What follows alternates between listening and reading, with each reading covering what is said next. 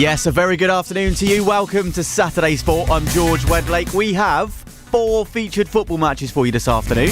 In League 2, Crawley Town have an opportunity to climb back into the playoff places. They'll be hosting Mansfield in the National League. November Manager of the Month, Tommy Widrington leads his Cup heroes out at home to Eastleigh. And it's a Surrey derby as league strugglers Dorking Wanderers and Woking meet at Meadowbank. And that's our full live uninterrupted radio commentary game from 3. And Eastbourne Borough continue their battle to stay up in the National League South as they head to relegation rivals Welling. It's a big game there in the South. And we've got 5 matches in the Premier League as well. We'll keep you updated with that one. Chelsea are hosting Sheffield United. That's one we'll be focusing on for sure. Producer Cameron Anderson-Jones will keep us going with that one, as well as all your big sporting stories as well with the bulletins. And Europa League group winners, I'll say it again, Europa League group winners, Brighton and Hove Albion play tomorrow at Arsenal, so we'll be previewing that a bit later on too. And we've got some rugby as well. New National 2 East leaders Esher go to Westcote Park, while second place Dorking visit Worthing Raiders. And then we'll round up all the stories between 5 and 6 in the final whistle. It's a big one. And it's George Wedlake hosting your Saturday afternoon sports show today. And we have got full live commentary going on. In just a second, we'll cross live to Bryn Lucas, Ian Nicholson and Bob Papworth for the local derby, Dorking against Woking in the National League. We'll update you on all the other action as well, all the local football that's going on. Rugby has already started though. It's a 2 o'clock kickoff.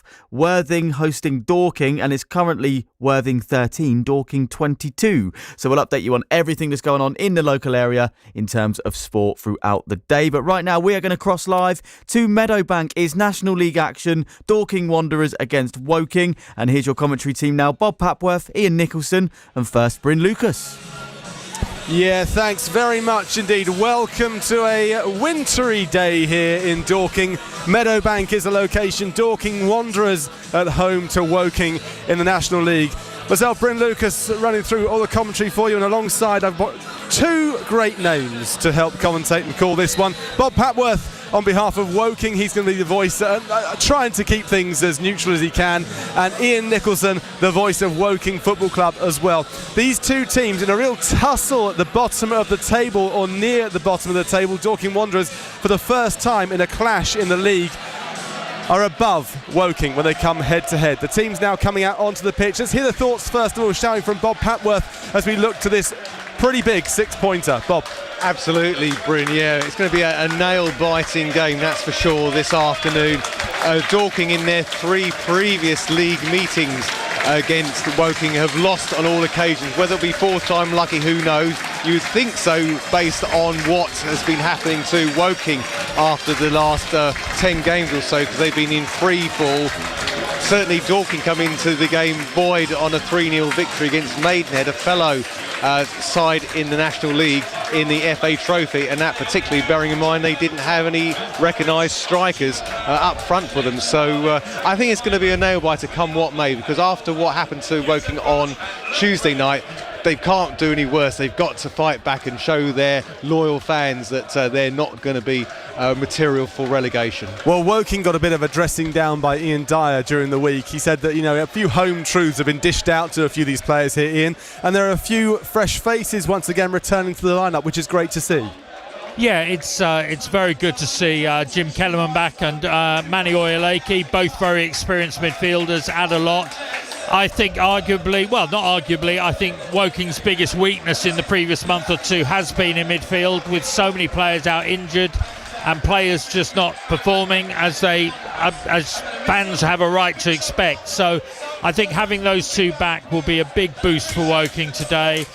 Woking actually midweek played, sounds on a very bad loss, but played pretty well for about 60 or 70 minutes, and then you could see that confidence drained away when a goal or 2 goes in. But really looked very good, and it was Oyeleke and Kellerman who added a lot to that in midfield.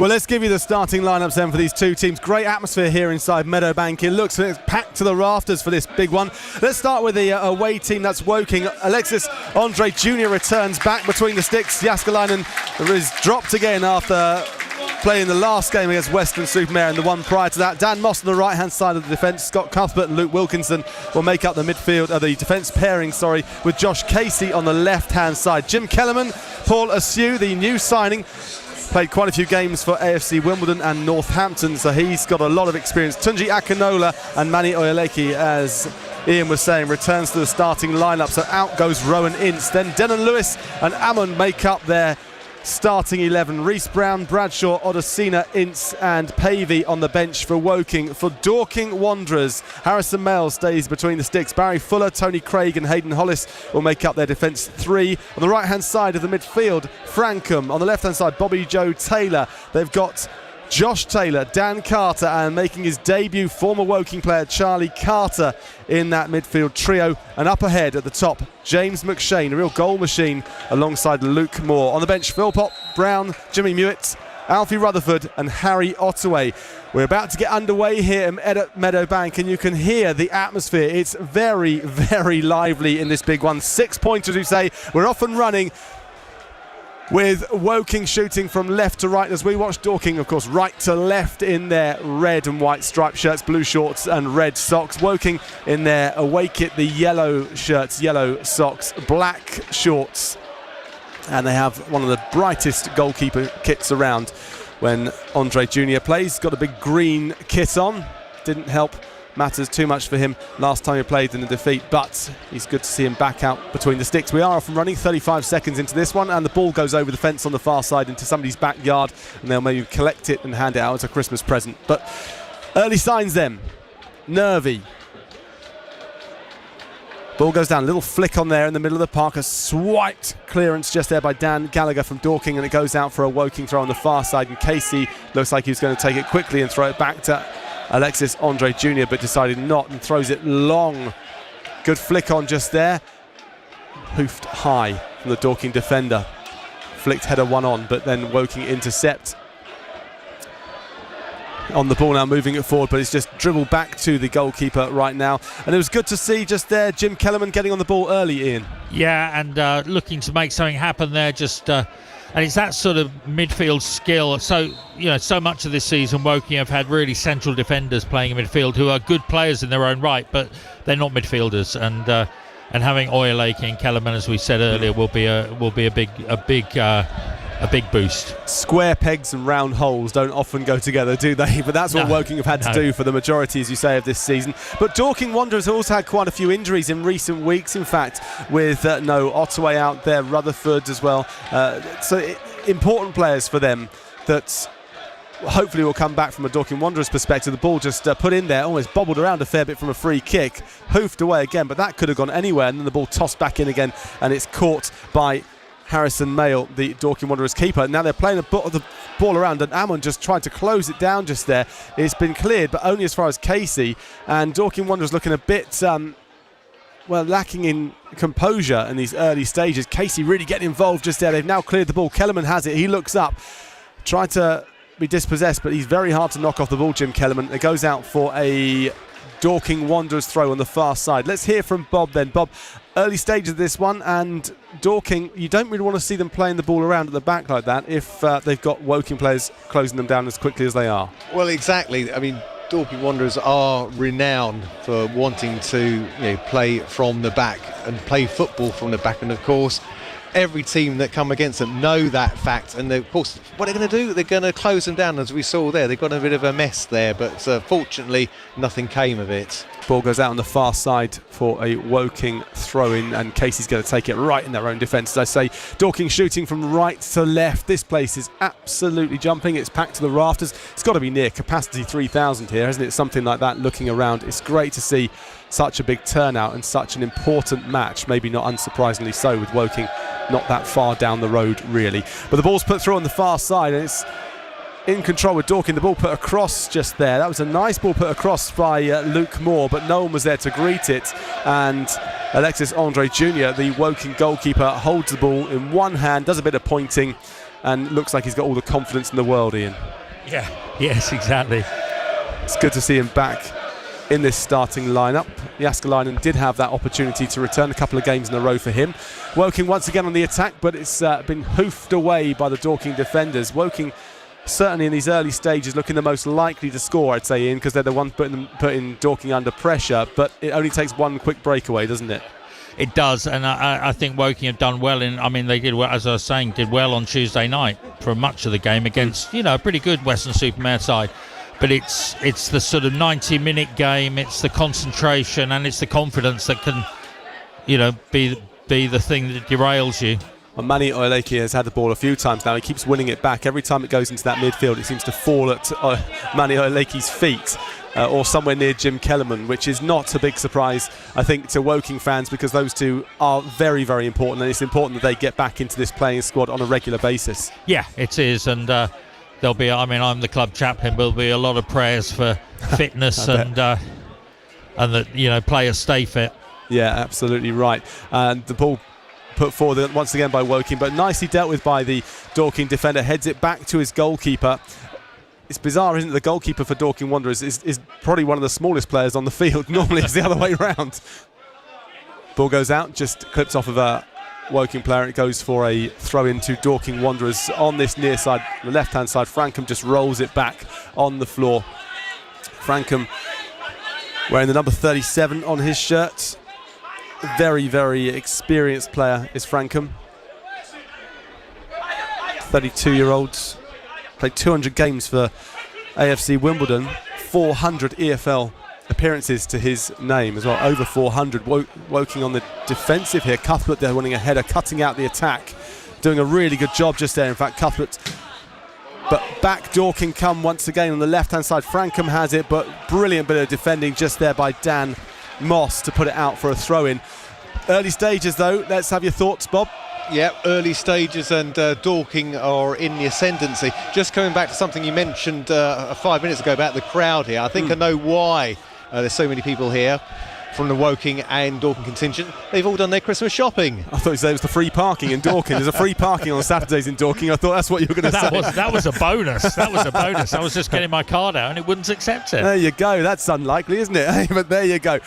Free parking in Dorking on a Saturday. How about that? Just over the month of December, so it's not ongoing. The ball goes into the box from Dorking, headed high. And Jim Kellerman brings it down his chest, and then a bit of missed clearance there.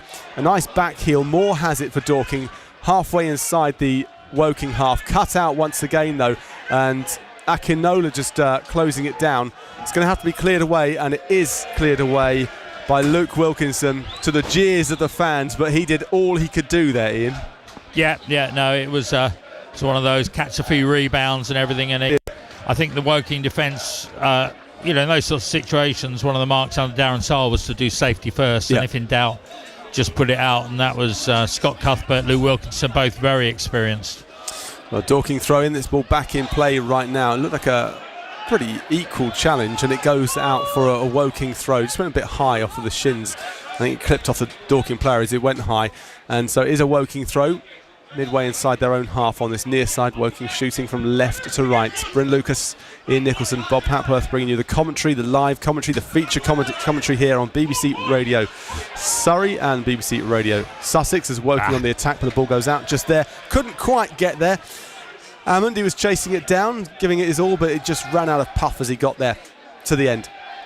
Saturday Sport, as I say, this live commentary will bring you all the goals as they come in around the grounds throughout the course of this afternoon. High ball put forward. Big shout there, and the ball flicked off of Gallagher, and the keeper is going to be able to claim that one. It wasn't a pass back, just flicked off his leg and goes back to the keeper, Harrison Mayle. He rolls it out to the right-hand side, and immediately Woking are closing down the players and the space. And that is something we've seen Woking do, closing down the space. But what they've done over the last few games, in fact the last few months really, closing down the spaces for the first 20-25 minutes or so, then concede an unfortunate goal and then their heads drop. Let's hope that doesn't happen if you're a Woking fan. From a Dorking point of view, they've got to start getting this ball forward, because everything's been pretty much in their own half, or at least not in the Woking third. They have the ball on the left-hand side now, Dorking, bringing it forwards. Frankham back into the centre, looking for the give and go, but a bit slow on the return pass. Charlie Carter, the former Woking player, puts it off to the right hand side towards Barry Fuller, the captain. Charlie Carter picks it up once again. Signed for the club, as Bob was saying, got injured in training, broke his wrist, and 2 months later makes his debut.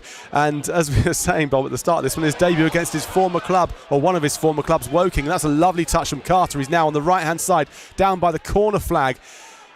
Dorking have it. They're on the attack. The left-footed in-swing and cross almost came in, but charged down absolutely brilliantly there by Tunji Akinola.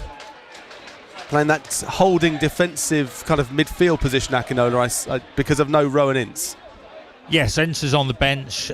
Probably hasn't been performing up to his usual standards the last few weeks, and Akinola's done well.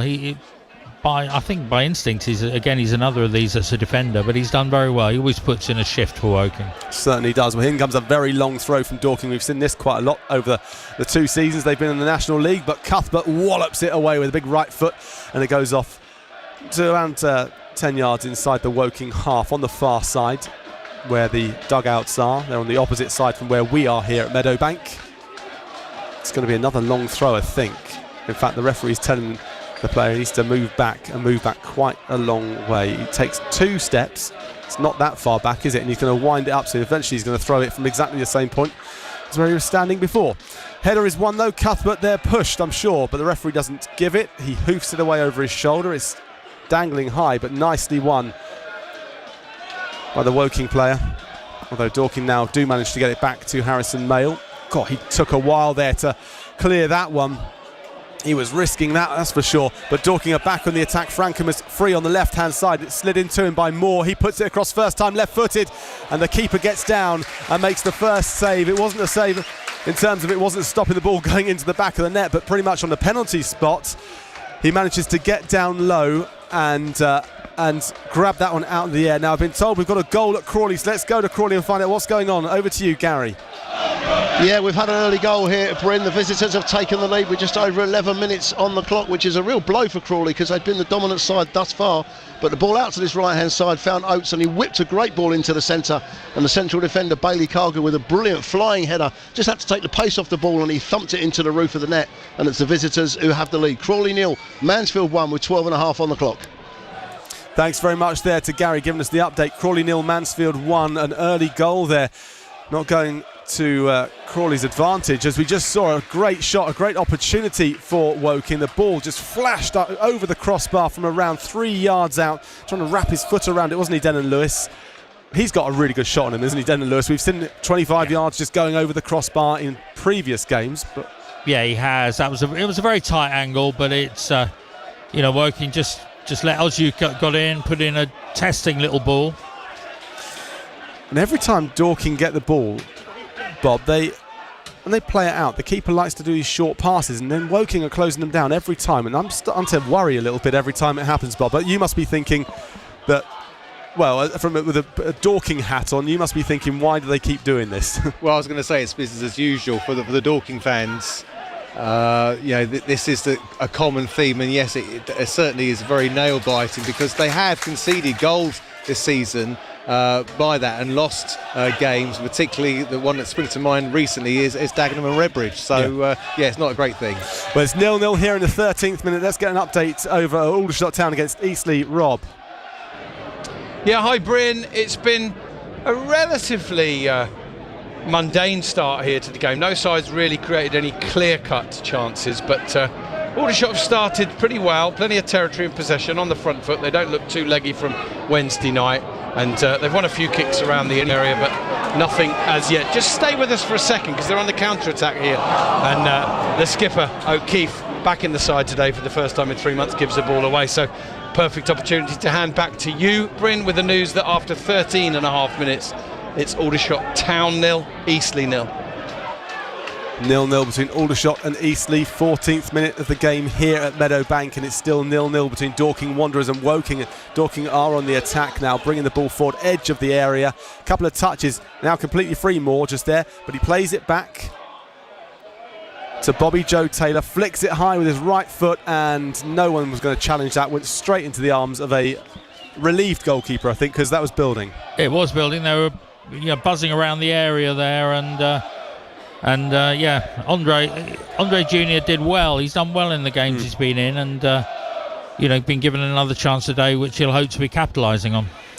Well, we saw Will Jääskeläinen have a bit of a shocker against Oxford City a few games ago for Darren Sarle's last game in charge of the club before he was sacked, and a free kick has just been given, and in steams the Woking player to get the ball back. One of those kind of, I'm going to show you how angry I am rather than actually doing anything about it. A posturing one, I'd say. What do you reckon, Ian? Yeah, maybe. I mean, it looked as though he got a shove in the back there, and to go over. It was a theatrical going over, but they were both going for the ball, and dangerous moment here for Dorking with Woking on the attack. Yeah, the ball's right in line with the edge of the area on the left-hand side, and it looks to me like Oyeleki is going to take it, is he? There's a lot of booing going on, as you could hear from the Dorking fans. They don't agree with that one, but it was one of those ones that little push in the back, the player went down, got up and just stood up as quickly as he could, got right in the grill of the Dorking Wanderers player, just to show him he was boss, and then the free kick was all there. It was always going to be a Woking free kick, and in it comes a right-footed in-swinger then, and it's gone to the back stick, and cleared away, somehow cleared away, not sure how. I think Josh Taylor just there managed to clip it over the crossbar, or has it gone for I think it's gone for a goal kick. I thought that came off of the Dorking defender. There were certainly quite a few complaints, and Porrick Ammon talking to the referee even now saying that you got that wrong, ref, but and again, we're a long way away though. Well, exactly, and our eyesight isn't what it once was. But, they clear the ball away as they do, Dorking, with these little short passes between them at the back, and then it has to get hoofed long, and it's gone all the way back to the Woking keeper, Alexis Andre Jr. And the ball needs to get down on the deck a little bit more. Moss has it on the right hand side for Woking. He looks forward into Kellerman. Kellerman then took a touch, but he lost the ball. Ostia then chasing after it, the new signing. And then, Kellerman did foul. He did. It's fair to say it was a foul, but a Dorking player rolling around like it was more than just a bit of a foul. Bob, watching that one there, Kellerman just got a little bit excited, a bit late in the tackle. Well, certainly the referee was in the right place to make that decision as far as foul on Dan Gallagher, but certainly Dan Gallagher looks a little worse for wears, and he certainly hasn't been on the Christmas alcohol this season or today, but he does look in a lot of bit of discomfort, and you've actually got Kellerman gone up to him speaking in his ear about something, whether he's apologising or saying get up. It's not as bad as it was, who knows, but certainly Gallagher doesn't look in great shape. They had to bring on the physio to give him a bit of treatment, so we'll see how this goes, or whether this is going to add to Dorking's injury woes. I think it might have been a bit of an apology actually for Kellerman. It was unintentional, but it's a good opportunity, and Ian, I know you like this one. You look at the clock, 17 minutes down there, taking on some fluids. It happens, doesn't it, around this time of the game? I think that was a genuine foul there, and I think he was genuinely hurt, but it's Kellerman, is a combative midfielder, and I'm just looking up, I think he's may well have played with Gallagher in the past, which might be partly why the apology was coming. Around the grounds, Crawley currently losing 1-0 at home to Mansfield Town. Aldershot 0, Eastleigh 0. And here at Meadowbank, it's Dorking Wanderers 0, Woking 0. It's a Dorking Wanderers free kick midway inside their own half. 18th minute of this one. And it's going to be Harrison Mail striking it long. And that's what confuses me, because he's got a hoof on him that you wouldn't believe. He can hit that ball so far up the field. And when it comes to these goal kicks and things, they always play it out, and it always seems to put them in danger. But it's a throw into Dorking Wanderers on the far side. Gallagher is going to rejoin in just a few moments. He wants to get on the pitch straight away, in fact, but the ref's not looking this way at the moment, but that'll be on in just a few seconds. The throw-in comes, and it's cleared away by Woking, but straight back in again from Dorking. Bit of head tennis going on now with Cuthbert. Kellerman brings it down in his chest and then plays a beautiful ball forwards. This is really nicely done, and Lewis is chasing after it, but it gets headed back to the goalkeeper, Harrison Mail, once again. Great crowd here inside Meadowbank. Penultimate game before Christmas. They have to travel to Eastleigh on Saturday, whereas Woking are playing at home at the Laithwaite Community Stadium. They've got Maidenhead United before the big double clash against Aldershot Town. Boxing Day and New Year's Day. And of course you can listen to all the coverage of those BBC Sports and here on BBC Radio Surrey and BBC Radio Sussex. 19th minute here, 0-0. Bryn Lucas, Ian Nicholson, Bob Papworth bring you this live commentary. Our feature match for Saturday Sport. In comes the throw-in. It's missed a few players, and then head tennis again. The ball gets cleared, but it's been brought down, collected, and then hoofed over the crossbar, and that is going to end up in somebody's back garden for sure. And that is when a defender, Bobby Joe Taylor, who's a kind of a defensive player, decides to have a shot. Bob. Well, yeah, be careful what you say about Bobby Joe Taylor because he scored an absolute cracker last Saturday against Maidenhead. He also basically had a shot on goal for the first goal of the game, but it was ended up as an own goal by Maidenhead. So certainly had his shooting boots on last Saturday, and no doubt he's also looking to have his now his confidence is up to maybe try a few more cracks on goal, and he is quite notorious for scoring absolute screamers. Hey, I scored a screamer once. Doesn't make me a Premier League player though, unfortunately, but I take your point, Bob, I take your point.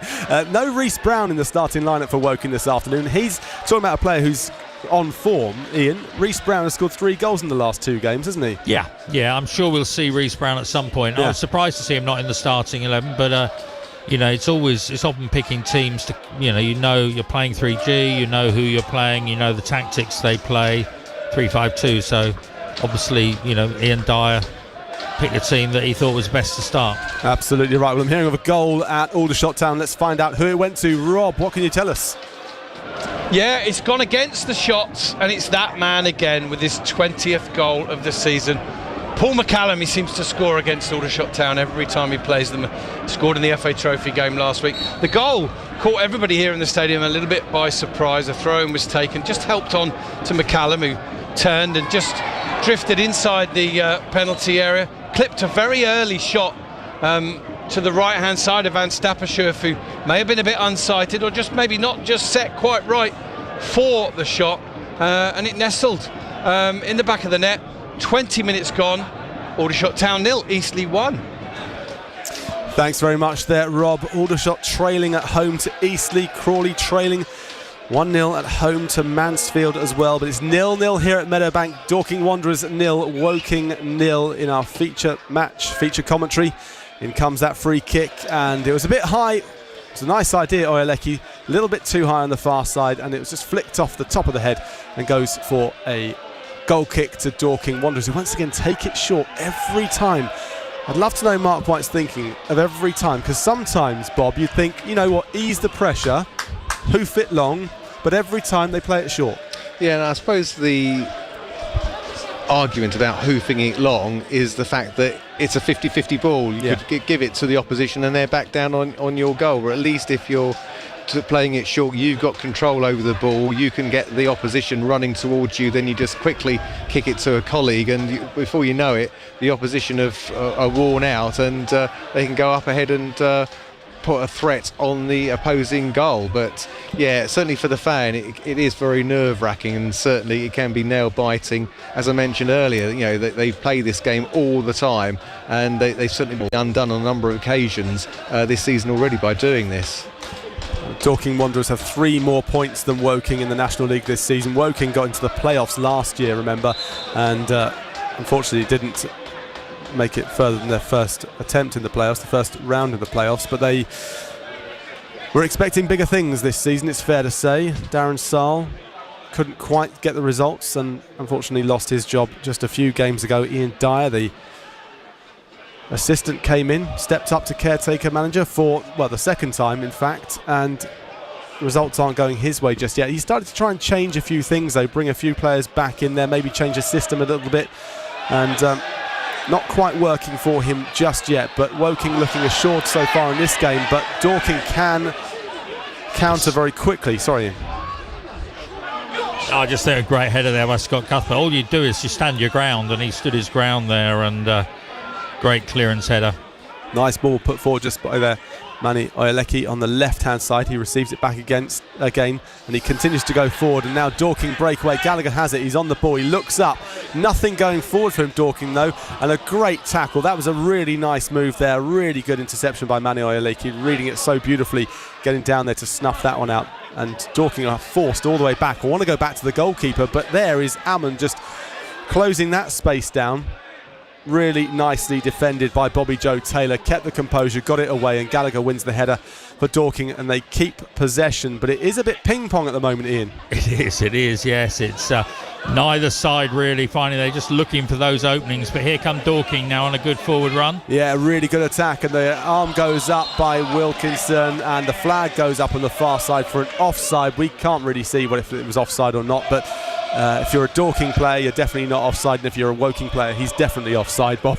Well, exactly, yes. But yeah, certainly from where we're situated here, right at the very back of the grandstand, and at an angle, you can't really tell, but you have to go with the what the lino and the referee has said, and none of the Dorking players have protested, so you've got to assume that they got it right.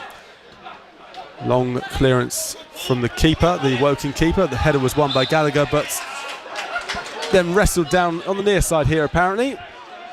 Paul Ossiu, who's making his second appearance for Woking. He made his debut just the other day against Western-super-Mare in that FA Trophy defeat. I'm not sure if you were there, Ian, but 2-0 up at half-time, looking good, and then capitulated and a late penalty. Yeah, I couldn't make it, but I did watch the stream, and I have to say I switched the stream off after 80 minutes. I don't know if that's the equivalent of leading the ground early, but I think it is. I just thought I knew what was coming. So, but you know, for 70 minutes, Woking played very well. They did play very well and were deserving of their lead, but then confidence, I think, is just very fragile. Yeah, they need to start getting some results, don't they? Especially where they are sitting in the National League, just hovering above that dotted line on goal difference. Dorking Wanderers, in fact, well, they're in 17th place. They've got 3 more points than Woking, and they're roughly in the same position as they were last year, aren't they, Bob? They've got roughly the same number of points at this stage as well, and it's not looking so bad. Dorking Wanderers, remember, did beat Aldershot Town here 2-1 just a few weeks ago, so they can beat some of the teams that are more in form. Absolutely, yes. They might well have been in the same sort of situation last year, but I don't think many of the fans would want something similar this season as there was last season, as far as the January, February, when they were obviously just in and around the relegation zone. Yeah, I remember Mark White saying in an interview that he almost underestimated, if that is even a word, he underestimated what would be required to step up to a professional level, with Dorking Wanderers still being a semi-pro team, and how much of a difference it would be. This is getting a little bit naughty right now, just in front of us. Luke Moore unnecessarily trampling over the top of Oyeleki. I don't know why he did that, Ian. Oyeleki was tackled, he went to the ground, and then I don't really understand what was gained just there by Luke Moore just sort of standing across him. But anyway, it was a bit unnecessary. We've got an update for you though. Crawley, last time we heard they were trailing 1-0 at home to Mansfield. Gary, is it still 1-0? Yeah, it is at the moment, Bryn. Still, that goal by Bailey Cargill after 11 minutes is the one that divides the two sides. Crawley have just got themselves a corner. They've worked it to Kellen Gordon, looking for an option. Crawley have responded well to going behind. It's out to Campbell. Momentum has slightly gone from the corner kick, but it's broken here for the skipper, Gladwin. 25 yards from goal. Tried to work it onto his left foot for a shot. He's been dispossessed though by Johnson. Mansfield look to launch a counter-attack. 28 and a half gone. It's Crawley 0, Mansfield 1. Thanks very much there, Gary. So Crawley trailing at home, Aldershot trailing at home, 0-0 here between Dorking Wanderers and Woking, but the ball comes in across the left-hand side, fired in across the ground, and then cut out by the Dorking Wanderers defender when the attacker, from a Woking perspective, was just waiting to receive it and just slot it past the keeper, but off it goes on the far side. It's a Woking throw in the 28th minute here at Meadowbank. In comes that throw. Lewis plays it back to Casey. Little 1-2, Casey has it, left foot, across it goes towards Kellerman, who gets his head on it, but I think it just sort of clipped off the back of Gallagher as well and just dropped nicely into the keeper's arms, who rolls the ball out short. And immediately Dorking slightly back under pressure, but they get it again and then play it forward. Now Cuthbert is chasing after this, but out comes the keeper, Alexis Andre Jr., and he fires it long, and in fact it goes out on the far side for a Dorking Wanderers throw-in. Bob, Dorking had the opportunity just there to spring a counter-attack, and it was that hopeful ball put forward on the ground, admittedly, but it was a bit speculative rather than maybe intended. Exactly, and that comes back to the point I was making earlier. It was Hayden Hollis that put that ball into no man's land. It was collected by Woking, and earlier it was Hayden Hollis that actually intercepted the ball in the danger area there that stopped Woking from having a scoring opportunity. So the good and bad coming out there, you could say, of Hayden Hollis, but he did score a goal on debut for Dorking Wanderers a few weeks ago, so we'll allow him that sort of error now and again. If that stat was repeated, it would be Charlie Carter on his debut that would be scoring today, and he's a former Woking player. It's always an interesting one, these players, when they play against their former club. They either want to get one over and show them they should still be there, or they've got something to offer, or they have a real affection for the club, don't they? And they feel like they don't really want to score, if that makes any sense, Ian. I'm sure Charlie Carter will want to score if he gets the opportunity. I'm sure he would. Well, Woking come down the right-hand side now, and it is Ossiu who has it. Puts a left foot cross in there to the back stick, and over it goes. And that's surely a corner. Yes, it is. The ball was aimed towards Ammond at the far stick, and it was dealt with brilliantly from a Dorking Wanderers defensive point of view. Just clipped over the crossbar. More luck than judgment to get it over the crossbar, but the way he got in there was incredible, and that was Barry Fuller, the club captain, that managed to do that, or the captain even, that managed to do that one. Great bit of defensive work, Bob. Absolutely, yeah, he was in the right place at the right time, closed down Allman there, and okay, it's a corner, but it could quite easily have been a goal had he not intercepted it. Well, here comes that corner. It's going to be a right foot in-swinger from the far side. And it comes, it's a deep corner right to the back stick, and there's a bit of wrestling going on between Dan Gallagher and Luke Wilkinson there on the back stick, but it goes across, flashes across, and goes out for a corner kick once again to Woking. In fact, I've been told it was Hayden Hollis who got the flick on there and sent it off for that second corner in a row. Testing corner, that wasn't it? Under the bar, and Dorking did well to get that clear, because and here again, the 6-yard box, probably 2/3 of the players are just in the 6-yard area. In it comes, it's a left foot in swinger. Back stick once again, it's won by a Woking head and bobbled around a little bit. It's still here, edge of the area now. Played back out brilliantly to the right hand side. Josh Casey, he goes to take it, a little dummy there. Now he's got another little flicked cross in and headed away by Dorking Wanderers, but Woking started to build the pressure. It is Ossiu on the ball. He now plays it back, and then it's cleared away very nicely, in fact, by Dorking Wanderers. Yeah, and that was Hayden Hollis again coming to the rescue with another important header in the danger zone to clear the ball away, as it's now, as you say, it's a throw into Woking again. Got to see some dangerous crosses coming from these corners, in something we haven't really seen in recent weeks. No, sometimes they've been a bit floaty. I've seen Manny Lake has taken a few. That was a good one there by Josh Casey, and testing one, and the cross that was cleared by Barry Fuller was a really testing one to the far post. I think that was Paul Ozu who did that. So good pressure from Woking, but now that Dorking back in possession with a free kick in just in their own half, and maybe it's their turn to put a bit beyond the front foot. Well, they certainly need to start building it, don't they, Dorking Wanderers? They've been mostly in defensive mode, but we know they can hurt teams, hit them on the counter-attack, that is for sure, and you wouldn't put it past them sneaking in and getting a goal. There are goals in this Dorking Wanderers side. They also concede quite a lot of goals, though, don't they, Bob? So they can be quite a frustrating side. They conceded 6 against Gateshead 4 games ago, and since that 6-0 defeat, they are unbeaten. So it goes to show you how their form can change, and it's getting a bit testy now, and the ref is having to just pull it back, tell the players to calm down a little bit. There wasn't anything too vicious or anything, but a bit hot-headed steaming in, Bob.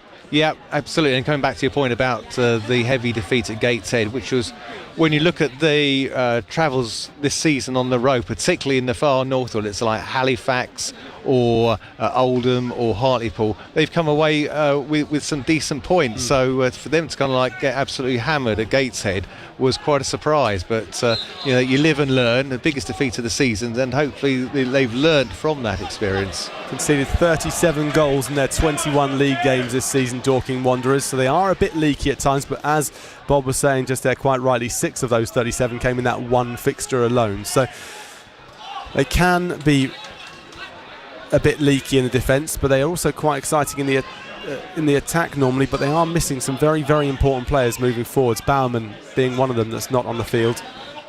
Quite a few injuries, 5 or 6 in fact named by Mark White as players that are unable to play this particular match, and Gallagher dealing with that one very nicely. A bit of juggling with the ball there on the floor between his feet, managing to get it away, and a late challenge by Carter. Wasn't anything in it, it was just a bit of a late challenge. So it's going to be a free kick to Woking. Let's go to Crawley though, because Gary, you've got a penalty for us. The decision that he's made, but certainly off the ball. The ball was flicked back towards the halfway line for Johnson, and we've got a penalty here at the Broadfield Stadium. Crawley had a free kick on the right hand side. They didn't play it into the penalty area, they played it back towards the halfway line and were looking to build an attack, but an off the ball incident was spotted by the referee Scott Simpson, and Dan Horsey, for the second Saturday running, has the opportunity to score from the penalty spot. He did it at Colchester last week to put himself into double figures. Right footed, here he comes, and he smashes it down the middle, just as he did at Colchester last weekend. Absolutely none of your Panenka rubbish from Dan Horsey.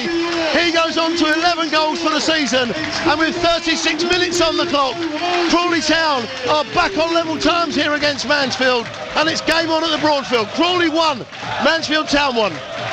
Thanks, Gary. Crawley 1, Mansfield 1. Well, here at Meadowbank, it is 1-0 to Woking. When he left us, it was 0-0. That floated cross from Josh Casey, a brilliant left foot floated cross, came in, landed right on the head of the Woking player, and back of the net it ended. And in the 36th minute, it is Dorking Wanderers 0, Woking 1. Ian Nicholson. Yeah, great goal. I'm just looking to see, trying to work out who did it. I think it was Tunji Akinola who came in at the far post and got behind the defenders and headed right down into the corner, and a big encouragement for Woking as we're sort of coming into the last 10 minutes of this half. But Woking fans certainly won't be relaxing. There's been a few false dawns in previous weeks, but certainly a good goal and good set piece and well taken. Like buses, aren't they? We head over to Crawley for the penalty. As the penalty is slotted home, Woking do exactly the same thing here in Dorking. Dorking Wanderers 0, Woking 1 in the 37th minute. Dorking needing to build something, but in truth, really, Bob, if you look at this, here comes an attack for Dorking, and they're at 6s and 7s out of Woking defence, and it's Luke Moore, but the flag goes up for an offside, and that, well, I'm not saying that's a dubious offside. The flag goes up, we couldn't really see just there, but the ball was put around. Looking at this one though, Bob, from your perspective, if you keep your eyes on the Dorking Wanderers side of things, they haven't really created that many chances, have they, Bob? No, they haven't. And coming back to your question about the offside, it was offside. Even though I have to believe that it was offside there. But yeah, as I say, it's been coming. Dorking Wanderers certainly have been, how could one say, a bit negligent in the back there, allowed Woking time and space, and really there's no more than they deserve in going 1 goal up. Yeah, deserved 1-0 lead for Woking here at Meadowbank. Dorking 0, Woking 1. Bryn Lucas, Ian Nicholson and Bob Papworth in the commentary, but here they come, Dorking on the attack. And a misplaced shot cross. I don't know what you call that there. Two minds really, I think, Bob, and you just like to see him go for goal there rather than slotting it across. Yeah, certainly James McShane there was in two minds. What do I do? And yeah, you've got to sympathise with the guy for what do I do. You've got to make a snap decision. The defenders are closing down on him. It's easy for us up here in the grandstand to say shoot, and well, if that was a shot on goal, then it was pretty poor because it's gone out for a throw-in right down by the corner flag here. McShane is very, very lethal, isn't he? When he decides to, he can really score some cracking goals. He's a real menace in the attacking third, and I would have expected him to go for goal there, Ian, rather than playing it across. I was expecting him to go for goal, and I was expecting, to either a great save or to see the net bulge. Yeah. And but that wasn't the case. Well, Woking tried to put it across, and there was no one there. Exactly that. It was a strange decision, but one of those ones that there was maybe a target for him to aim at, but maybe it was just slightly misplaced. But here come Woking on the attack there. McShane had a good opportunity there for Dorking Wanderers, couldn't quite get it. Denon Lewis has it now just inside the area on the left-hand side, and he fires it in, and it goes off for a Woking corner. So in the last few moments, Bob, we've been talking about needing a response from Dorking Wanderers. Well, we've seen a bit of a response so far, haven't we? We have, and I think Mark White will certainly won't be very happy with the way this first half have gone, because, to be honest, to the casual viewer here, the unbiased viewer, you've got to say that Dorking have been the second best side in this opening 40 minutes or so. Woking have done all the business. Yeah, they certainly have. They look like the more dangerous side, and they lead 1-0. In comes the corner. It's a right-footed in-swinger, and it is cleared away off the head of the Dorking player and then hoofed away very high. And I'm sure Kellerman is, he's holding on, isn't he? He's holding on to McShane and prevented the Dorking Wanderers player from being able to get away. It was a professional foul, wasn't it, there, Ian? He was holding it up, knew exactly what he was doing. It was literally a split second, though, wasn't it, I think? And into the book goes Luke Wilkinson. So that must be something he said, I think. Well, we'll try and work out what happened just there, but let's find out what's going on around the other grounds. Let's head over to the EBB and Aldershot Town. Rob. Yeah, they're 2-0 down now, and we were just saying that from afar it might look like it's after the Lord Mayor's show. I don't think it has been. It's been a pretty even game. A couple of chances each, and Eastleigh have made and created and taken theirs really, really well. Tell you about the goal in just a second, but here's Aldershot on the attack. Kwame Thomas pulls it back, and Stokes meets it at the far post and just turns his shot agonisingly inches wide. Very nearly his 13th goal of the season. It wasn't to be, though, and the shots trail 2-0 thanks to that Bailey Clements goal. An effort came in on goal. Geordie van Stappershoef punched it clear to the edge of the area, but he could only find the left foot of Bailey Clements, and he rifled a shot past Van Stappershoef. And Eastleigh looking very, very good on the day, deservedly ahead, and now, Bryn, it's by 2 goals. We've got 5 minutes plus whatever's added in the first half. Aldershot Town 0, Eastleigh 2. Well, I can't believe this. You disappear off once again, and we get another goal here at Meadowbank, and Charlie Carter. Is it Charlie Carter? It's Charlie Carter, I'm being told, that scored. I thought it was McShane, but I've been told it was Charlie Carter who scored the goal. And if it is Charlie Carter that scored the goal, that's on his debut. And it's James McShane that scored the goal. So there you go. It wasn't Charlie Carter. It was James McShane who scored that and slotting it in. So while you disappeared off and went over to Aldershot Town to hear Eastleigh leading 2-0 at the EBB, we've got an equaliser here. Dorking Wanderers 1, Woking 1. A brilliant little move, in all fairness, by Dorking Wanderers on the right-hand side, and James McShane doing what he didn't do just a few moments earlier and taking the shot, Bob. Yeah, very much so. And I think the reason, the confusion whether Charlie Carter had scored it, because he was in amongst the players celebrating and pointing to people as if, well, I've scored the goal, but maybe it was him that was kind of like assisted there in passing the ball to James McShane. But certainly there were a few Dorking players in that build-up there and over on that far side. So, OK, if it was McShane, we'll go with that. Second highest score of this season for Dorking Wanderers, and of course relief certainly for the home fans, and particularly, as you say, McShane, bearing in mind that awful miss only about 5 minutes or so ago. I'm not sure if I'm scared to go to any other grounds, Ian, and find out what's going on, because every time we cut to another stadium, we get a goal here at Meadowbank. No, it was from a Woking perspective, that was a sloppy goal to give away. Yeah. It could have been. The ball should never have come over, really. It was down near the touchline. I think it was Oyeleke was tracking his man. And Luke Moore has it just inside the area. He rolls it back to Frankham. He looks up, still has the ball on the edge of the area. Sorry to cut you off there, Ian, but he's still back there with Moore. Moore has it, back to Frankham. They're playing the ball around now, Dorking looking much more assured, aren't they? It's got to be said. The ball now to the left-hand side, just on the edge of the area. Charlie Carter has it. He brings it inside. He rolls it back to Luke Moore. Back to Charlie Carter. He now plays it to Gallagher. Edge of the area stuff here on the left-hand side. Dorking Wanderers in possession once again. Back to Gallagher. Dorking Wanderers starting to play the ball around now, like we've seen them play in the past. And Moore has it, and he just took a heavy touch, and it was cleared away. Well, not completely cleared away, because Wilkinson has it, but he puts it to the right-hand side. And Woking do manage to get this ball away and have a throw on the near side, midway inside their own half. But Bob, from a Dorking Wanderers perspective, this is much, much better stuff. The football they're playing is much more assured, it's much more dynamic, they're getting forward. Absolutely, yeah. I mean, that certainly build up there, and the goal has certainly put them on the front foot, certainly boosted their confidence going into the second half. And I was already writing my notes as to what you're going to ask me as far as half-time, had it been 1-0, so I'm going to have to rewrite that now. Mark White probably be keeping his notes, but maybe refreshing them slightly as Gallagher has the ball. It looks like a slightly different side now, Dorking Wanderers. They seem to have their chests up. They're playing the ball around much more assured. Looking on the right-hand side now as it's brought forward.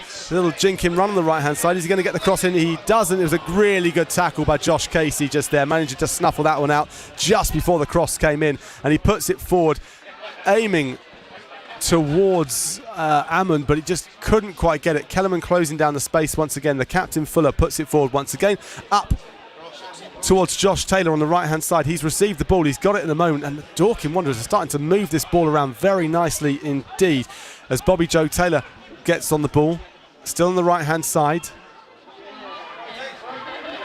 45th minute here at Meadowbank. It is Dorking Wanderers 1, Woking 1 in the National League. The feature game here on BBC Radio Surrey and also on BBC Radio Sussex. Goals from around the grounds coming in. It is 1-1 between Crawley and Mansfield. Aldershot Town trail 2-0 at home to Eastleigh. And I think a corner kick has just been given. Woking don't seem happy about that, but of course Dorking do. And it's going to be a right foot in swinger. Yeah, it's going to be George Frankham to do this. Closing down the spaces now. Dennon Lewis makes his way across. In comes this corner. In comes this corner. The referee says to hold up a little bit. We'll stay with this corner for a second, then we'll head back over to the EBB and find out what's going on there. The referee just having a little chat. In fact, let's head over to the EBB right now. A goal at Aldershot. What have you got for us, Robert? Who's there? Who scored? Thank you, Steve. It's Eastleigh again. Just as the +5 went up for the added time, Eastleigh went brilliantly from back to front. They stifled an Aldershot Town attack. The ball was played up to Maguire, who timed his run perfectly to be both onside and ahead of the Aldershot Town defender, trailing in his wake. He carried it to the edge of the penalty area. He then skipped onto his left foot, got a shot away. Kobe Rowe did brilliantly to throw himself in front of it, and it took a lot of the pace off of the shot, but it continued in a path towards the goal, and it trickled over the line. By the time an Aldershot Town defender got there, he could only clear it from within the goal. So Maguire on the score sheet, Clements on the score sheet, McCallum invariably on the score sheet. And as we go into those 5 added minutes, Aldershot, who've been so good at home all season, just the one defeat to Chesterfield, find themselves 3-0 down, Bryn. Wow, Rob, it sounds like a miracle needs to happen at the EBB from an Aldershot Town perspective. 3-0 down as they head towards half-time. It's 1-1 here at Meadowbank between Dorking Wanderers and Woking in our feature match here on Saturday Sport. Self, Bryn Lucas, Ian Nicholson and Bob Papworth joining me, talking you through the action in this National League game, a big 6-pointer. In comes a throw-in then. It's going to be Hollis who takes it on the left-hand side, just inside the Woking half. A long throw, but cleared away by Wilkinson off his head. And then Oyeleki gets it down. They play it forward once again, aiming forward towards Paul Osiu, who tried to close the space, and it goes back to the keeper, who managed to launch it long. Nice header just won there by Oyeleki, but it ends up back at a Dorking Wanderers player's foot and slotted down to the right-hand side. And Dorking Wanderers starting to move forward now. Woking trying to get the numbers back inside the area in line with the penalty spot. Shot comes in left-footed, but cleared away, somehow cleared away off the chest, the midriff of Luke Wilkinson, who's dropping to the floor and then hoofed away to safety, but it's come straight back in again. And Frankham has it. Luke Moore takes the touch. Frankham gets there again, and now Woking have it in the final few moments of this first half. And Oyeleki still tries to dribble it around 2-3 players. He's taking it around now. He looks to the left-hand side. There's no one there. No one giving him any support going forward. That's quite frustrating. And he just falls to the floor. It was clipped a little bit by Gallagher there, and it is a free kick to Woking just inside the Dorking half in. And there you saw what's been so frustrating about lacking Manny Oileke this season. You know, surrounded by 3 players, and he just tiptoes his way through all 3, but then was totally isolated. No one pushing up the left. But certainly Dorking have been a lot livelier since they scored their goal, and pushing around, attacking with purpose, and Woking not really winning the midfield battle as easily as they had been earlier in the game. I think it's the first time I've seen Oileke in Woking shirts, and he's looked very, very impressive for a player coming back from a spell out. It's also good to see Jim Kellerman coming back, and he's looked, well, like very, very assured. He's not looked like he's been out injured at all, has he? No, he's combative. He's and his injury is nothing like Manny Oileke. Really only played 2 or 3 games last year due to injury, and did very good pre-season, and looks as though he is recovering and from that, and then been out for another lengthy injury. But as we were saying earlier, Woking fans will be hoping he stays fit for an extended period of time during this season. Well, as the goal kick comes in, the referee's whistle blows, and at half-time here at Meadowbank, it is Dorking Wanderers 1, Woking 1 at half-time. It's been a cagey match, but Woking have edged it, I would say, in the attacking third. But when the last 5-10 minutes of the game, Bob, Dorking really came into their own, and since that moment, since that equaliser, their entire game plan seems to have changed a bit. Yeah, absolutely. Woking looked as though they were bossing it for a lot of that second half, and then certainly out of the blue, Dorking went on the attack, scored a goal. That seemed to certainly knock the stuffing out of Woking, and I was thinking, are we heading towards a Western Super nightmare here, where they were 2-0 up and then lost 3-2, or again Oxford City, or again they capitulated, having been ahead for so long. But we're going into the half-time break. Even Steven, anybody can get back into this game, and I think probably Woking will be the more relieved of the 2 sides that we've had that whistle, so they can regroup in the dressing room and see how they can get back into this game, and for them try and score that all-important second goal. As far as Dorking concerned, well, of course they wish that whistle hadn't gone for half-time, because they were certainly in the ascendancy and could have quite easily added to their lead before the whistle. Ian Dyer, the Woking caretaker manager, has been asking questions of the players in the last week. He's been really dishing out some home truths to those players as well. I think he'll be very happy with what he's seen from their attitude. I can't say that we can really question the attitude of the players over the last few months, but they've gone out here with a real game plan, and they have looked dangerous on the attack, more dangerous today than I would say that we've seen them in recent weeks. Yeah, I would say the first 30 minutes of the half, Woking were in the ascendancy. Dorking had, and considering they're away, they built some good pressure. But then the last 15 minutes, as Bob has just been saying, Dorking came back after they scored their goal and put Woking under pressure. But no, I don't think there's ever been any question about the attitude of the Woking players. I think it's just about, a lot is about confidence. I think, as we've been saying, the pressure in the first part of that half was built on effort, winning the second ball, controlling midfield, and that dropped off a little bit in the last 15. So, certainly Ian Dyer will have some talking to do. I mean, it's all level, and it's for the Woking players now to prove they can put in a second half performance as well as a first half performance. For all the huff and the puff that Woking have been doing, moving the ball forward, are you slightly frustrated that they didn't manage to score at least 2 goals in that period of time? Because they're getting the ball into these dangerous positions, but they're not really taking advantage when they get there, and it's almost there isn't anybody, a focal point really at the top for them to aim at, and the chances they've created have come from the sides and have come from exploiting maybe Dorking sitting on the ball for too long. Yeah, the goal came from a set piece. I think you're right. I think Porrick Hammond he's a striker, he's a goal scorer, but he's not really a target man in that sense, or hasn't been for much of his time with Woking. And it's finding out who that ball can go to. Now, Reece Brown, who I'm sure we will see in the second half, is a goal scorer, and he's not a target man like a centre forward, but he is someone who can hold the ball up in attack and make things happen, and I'm sure he will feature. Well, we're going to take a short break here at Meadowbank. We'll be back for all the action in the second half. Let's find out what's going on around the grounds on Saturday Sport here, BBC Radio Surrey, BBC Radio Sussex, as I hand back to George. Thank you very much. That's Bryn Lucas live at Meadowbank with Ian Nicholson and Bob Papworth in the National League, where it's Dorking 1, Woking 1. So we're going round the grounds now then. League 2 action, Crawley against Mansfield. Gary Smith, half-time. What's the scores on the doors? Well, we've got exactly the same here as the guys have got at Dorking. We're all square here too. It's Crawley Town 1, Mansfield Town 1. The visitors ahead after 11 minutes. A ball in from the right-hand side by Oates and a flying header from defender Bailey Cargill into the roof of the net, giving Luca Ashby-Hammond absolutely no chance. But then Crawley came back into it a little bit. They responded very, very well. Will Wright hit a free kick into the side netting. Also wriggled free after 32 minutes, but fired his shot up and over. But Crawley got their equaliser on 37 minutes. It came from the penalty spot.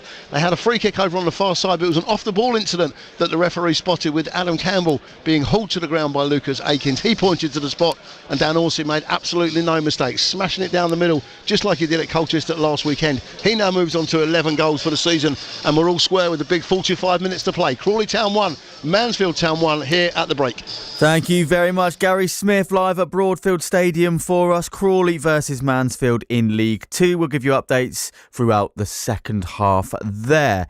Now we go to the EBB Stadium. Rob Worrell is there for us. It's Aldershot taking on Eastleigh in the National League. It's not been great for Aldershot, has it, Rob? No, it hasn't. I don't think they've been too far off it, if I'm honest, but Eastleigh have been superb from back to front, and goals from McCallum and Bailey Clements and Chris Maguire have left Aldershot trailing 3-0 at the break. In truth, it's going to be very, very difficult for Aldershot from here on in. They've come back from 2 goals down 3 times this season, but potentially trying to find the legs and the energy to come back from 3-0 down, especially after their escapades in midweek, could be beyond them. Some positive news is that they'll remain in a playoff position today regardless of the score, unless Rochdale win at home to York. That one's level at half-time. But yeah, it's not been Aldershot's day so far, and those goals in the 18th, 34th and 45th minutes separate the sides. Let's take nothing away from Eastleigh, who've had a week to prepare, come into the game with fresh legs, and they have made that count. Half-time, Aldershot Town 0, Eastleigh 3.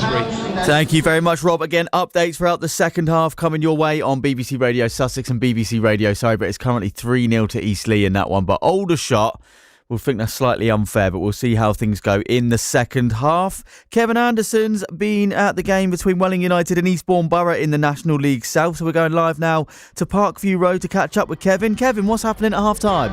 Yes, an all too narrow but all too crucial lead for the Borough. They lead by 1-0 in an end-to-end half, which could have produced umpteen goals in a way. And the Borough have to thank their keeper, Harrison Folkes, for an absolutely purple patch round about the half hour when he made one sensational double save and another equally sensational arching back, touch it over the crossbar type of save to keep it at that stage at 0-0. Not much had happened in the previous half hour. Borough had opened quite brightly, but Welling came back at them, and they are fast, loping, really quick forwards like greyhounds from the slips, as I think William Shakespeare might have said. But Borough steadied the ship, as it were, and came back, and in the last 15 minutes Borough were on top again. 37 minutes in fact, they got a corner on the right hand side, swung out beyond the back post, headed back by a cross goal by Brad Barry, and nodded in by centre-back Freddie Carter. So the two centre-backs creating the goal, in fact. That's all that has separated the teams. It's been action-packed, and there's plenty more to come. Welling were playing down their favourite slope. I told you it was an old-fashioned ground. It's a good old grass pitch, and Welling liked to play down it second half, so winning the toss was really rather useful to the Borough. There's going to be a lot of defending to do, though. The other point is to say that they've used 2 of their substitutes. Both defenders had to be substituted, and they're going to sort of run out of bodies if they're not careful. not too much more in terms of options on the bench. But at the moment, it's looking good for Eastbourne Borough. They lead by a goal to nil. Thank you very much, Kevin Anderson. So that's all 4 of our featured games then at half-time, all wrapped up. We're running through all of your local scores in just a second, as well as the national football scores as well, looking at the Premier League and everything else that's going on in the world of sport. We've got your bulletins with producer Cameron in the next few minutes. It's BBC Radio Sussex and BBC Radio Surrey. George Wedlake with you this afternoon. Let's have a quick tune. Calvin Harris and Sam Smith. This is Desire. Calvin Harris and Sam Smith, Desire, on BBC Radio Sussex and BBC Radio Surrey. Happy Saturday afternoon to you. It's George Wedlake on your Saturday sports show. So we've got a lot of football happening in the local area. Just run through the scores then. In League 2, it's currently Crawley 1, Mansfield 1 and Stockport 4, Sutton United 0. Not a good afternoon for Sutton so far. Similarly for Aldershot as well in the National League. They're trading 3-0 at home to East Leigh. And also our featured game will bring you second half commentary in the next 10 minutes or so between Dorking Wanderers and Woking. It's currently 1-1 there. And we've got 3 games in the National League South. Worthing 3-0 up against Maidstone United. Slough are beating Farnborough 2-1. And it's Welling United 0, Eastbourne Borough 1. That's your local football all wraps up. Rugby then, I've got a full-time result for you. Worthing 18, Dorking 29. So Dorking winning that one. And Esher and Westbourne, I've been trying to find a score update for you. Can't actually get anything at the moment looking at social media. So if you happen to know that score, drop me a text, 81333, let me know. So that's all your local sport. Let's get your national sport stuff now. Here's Cameron Anderson-Jones with your sport bulletins at half-time. Over to you, Cameron. Yes, thank you very much, George.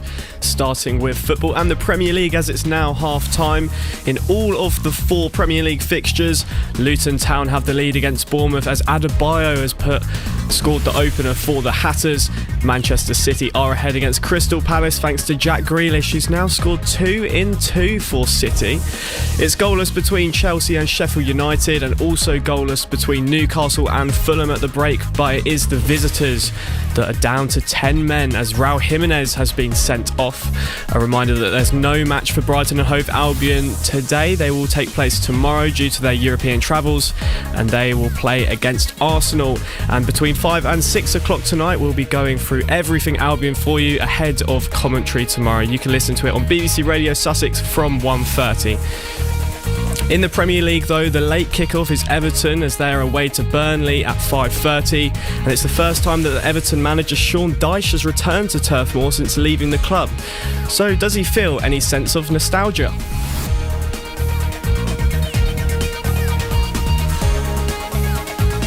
Well, I don't really go in for all that sort of stuff. There's a massive respect there, quite obviously, because my time there. And, you know, I always had a big respect and a big connection with the people and the fans and all that because of my time and because of the team's time and what was achieved there. But, you know, to be honest, you know, the whistle blows. I want to win. And I want to win on behalf of Everton. No sentiment at all? No. Not for that. Not for when the whistle blows. No, because that's work time. That's what I'm in the game for, is to win. But no, before and after, I'm hopefully going to bump into some old faces and people that, I mean, there's been a lot of change there, but, you know, there's people I still know there, so it'd be nice to see them. Burnley currently bottom of the league and will be looking for all 3 points this evening. Cricket now, and England's women's have comfortably beaten by India in Mumbai in their one-off test match. England were chasing a mammoth 479 to win, but they were dismissed after just 131, and it means that the team now has to wait for their first test win after a decade. And finally, in ice hockey, Guildford Flames have a trip to Nottingham this evening as they'll face the Panthers at 7 p.m. That's all from me, George, with your latest sporting headlines. Lovely, thank you very much, Cameron. So yeah, early days then in our prediction battle for today, so it's hard to tell how it's going so far. Are you still feeling confident? Always confident. Always confident, we like that. Producer Cam on the Sports Bulletin.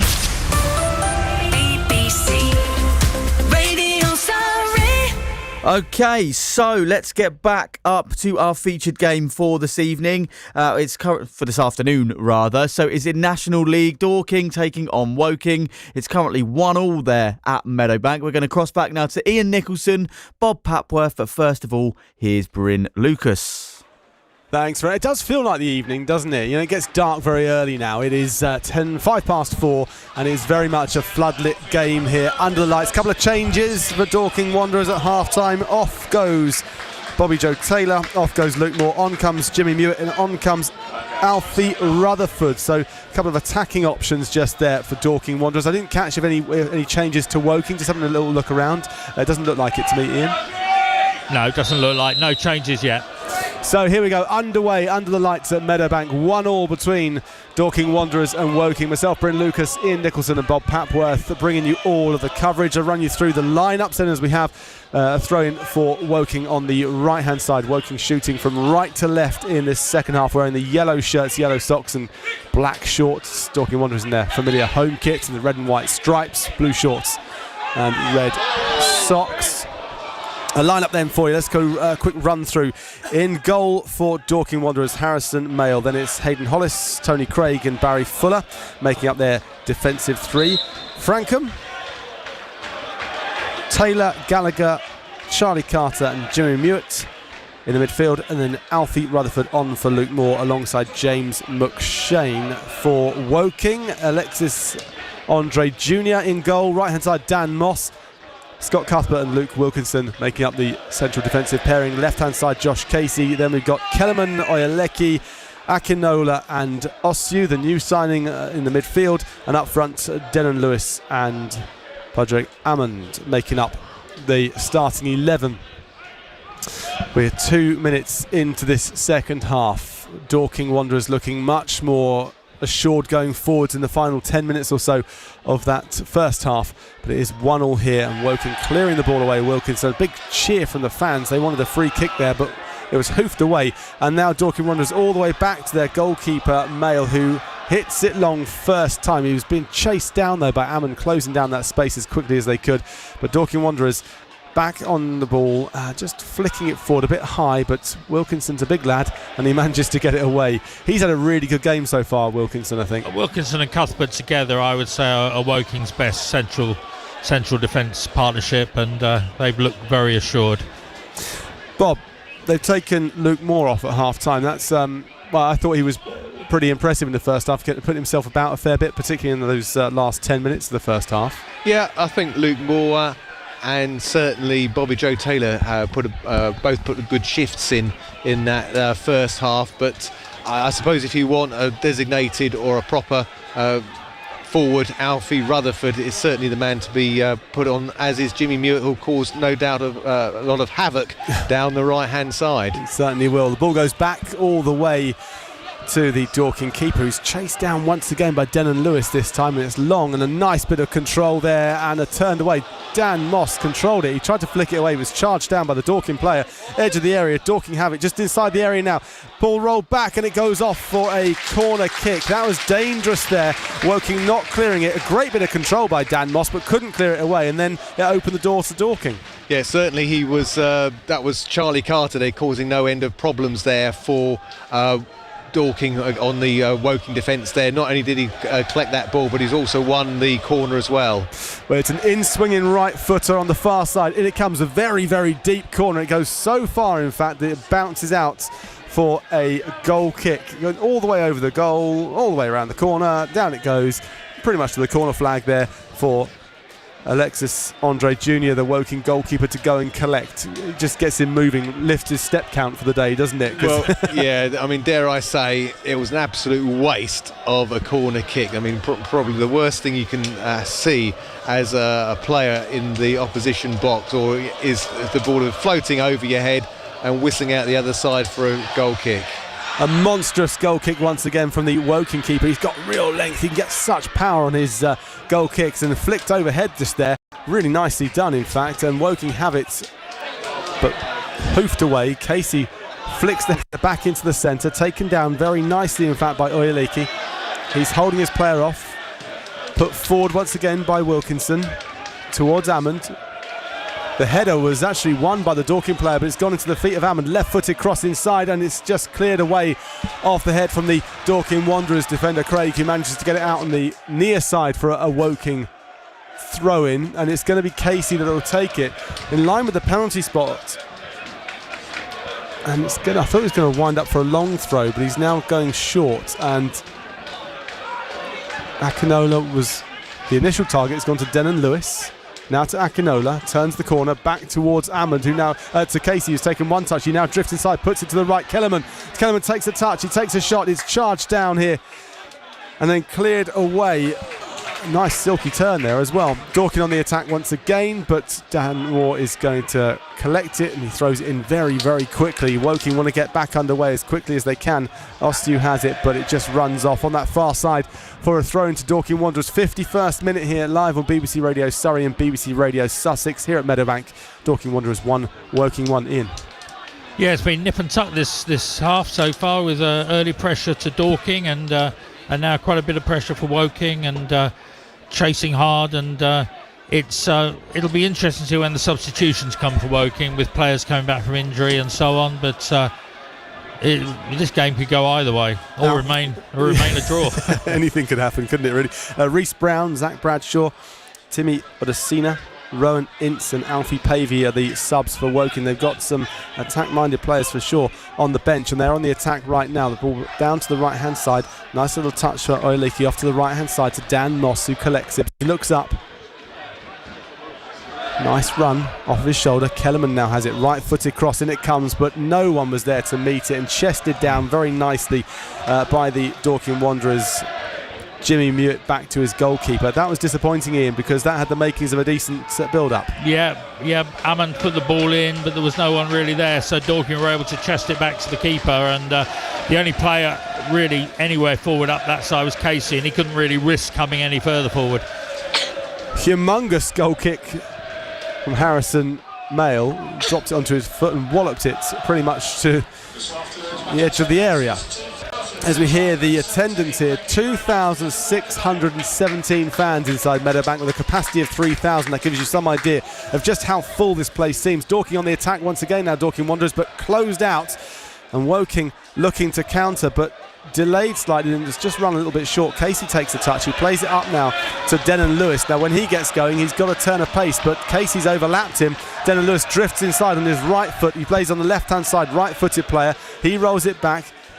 Akinola to Casey on the left-hand side, Woking in possession. Nice ball put down to Denon Lewis, tucks it back round the corner towards Ammond. Ammond one touch to the area, edge of the area now. Kellerman back in control, edge of the area. He takes a shot and it was charged down. The fans shouting for a handball. Got to say, I don't think it was a handball from where I was looking, but Wilkinson there taking the ball down and looking to build it forwards, but a big cheer from the fans behind the goal, the Woking fans from behind the goal, asking for a penalty, Ian Nicholson. I didn't see that, if I'm honest. Others might have done. I think it was just maybe Derby Day enthusiasm. It may have hit his arm, but he was all of a yard away from it when it was walloped at him really hard. So if it were given, I think that there'll be a lot of upset, and quite rightly so, as Dorking look to clear the ball once again. Up it goes, very high ball through. Hearing of a couple of goals. Let's go first, shall we, to Crawley. Last time we heard it was 1-1. Gary, how's it going there? Yeah, the visitors have taken the lead again here, Bryn, I'm afraid to say. Crawley just moments before that had struck the crossbar with an effort from 30 yards by defender Will Wright, but then Mansfield got themselves a free kick and Crawley didn't really clear the danger, and when it came out to Quinn, and they've broken away again here, and the flag goes up actually on that far side. Aikins should never got involved in the play, because Keeler Dunn would have been onside if he'd got it. It is Keeler Dunn who's got the goal that now divides the two sides, as I was saying. Quinn played the ball in from the left-hand side, and Keeler Dunn, for his 12th of the season, just swept it home from inside the 6-yard box, and the visitors have the lead again. And it's harsh on Crawley, who started the second half very, very brightly. But it's Crawley Town 1, Mansfield Town 2, with 57 minutes on the clock.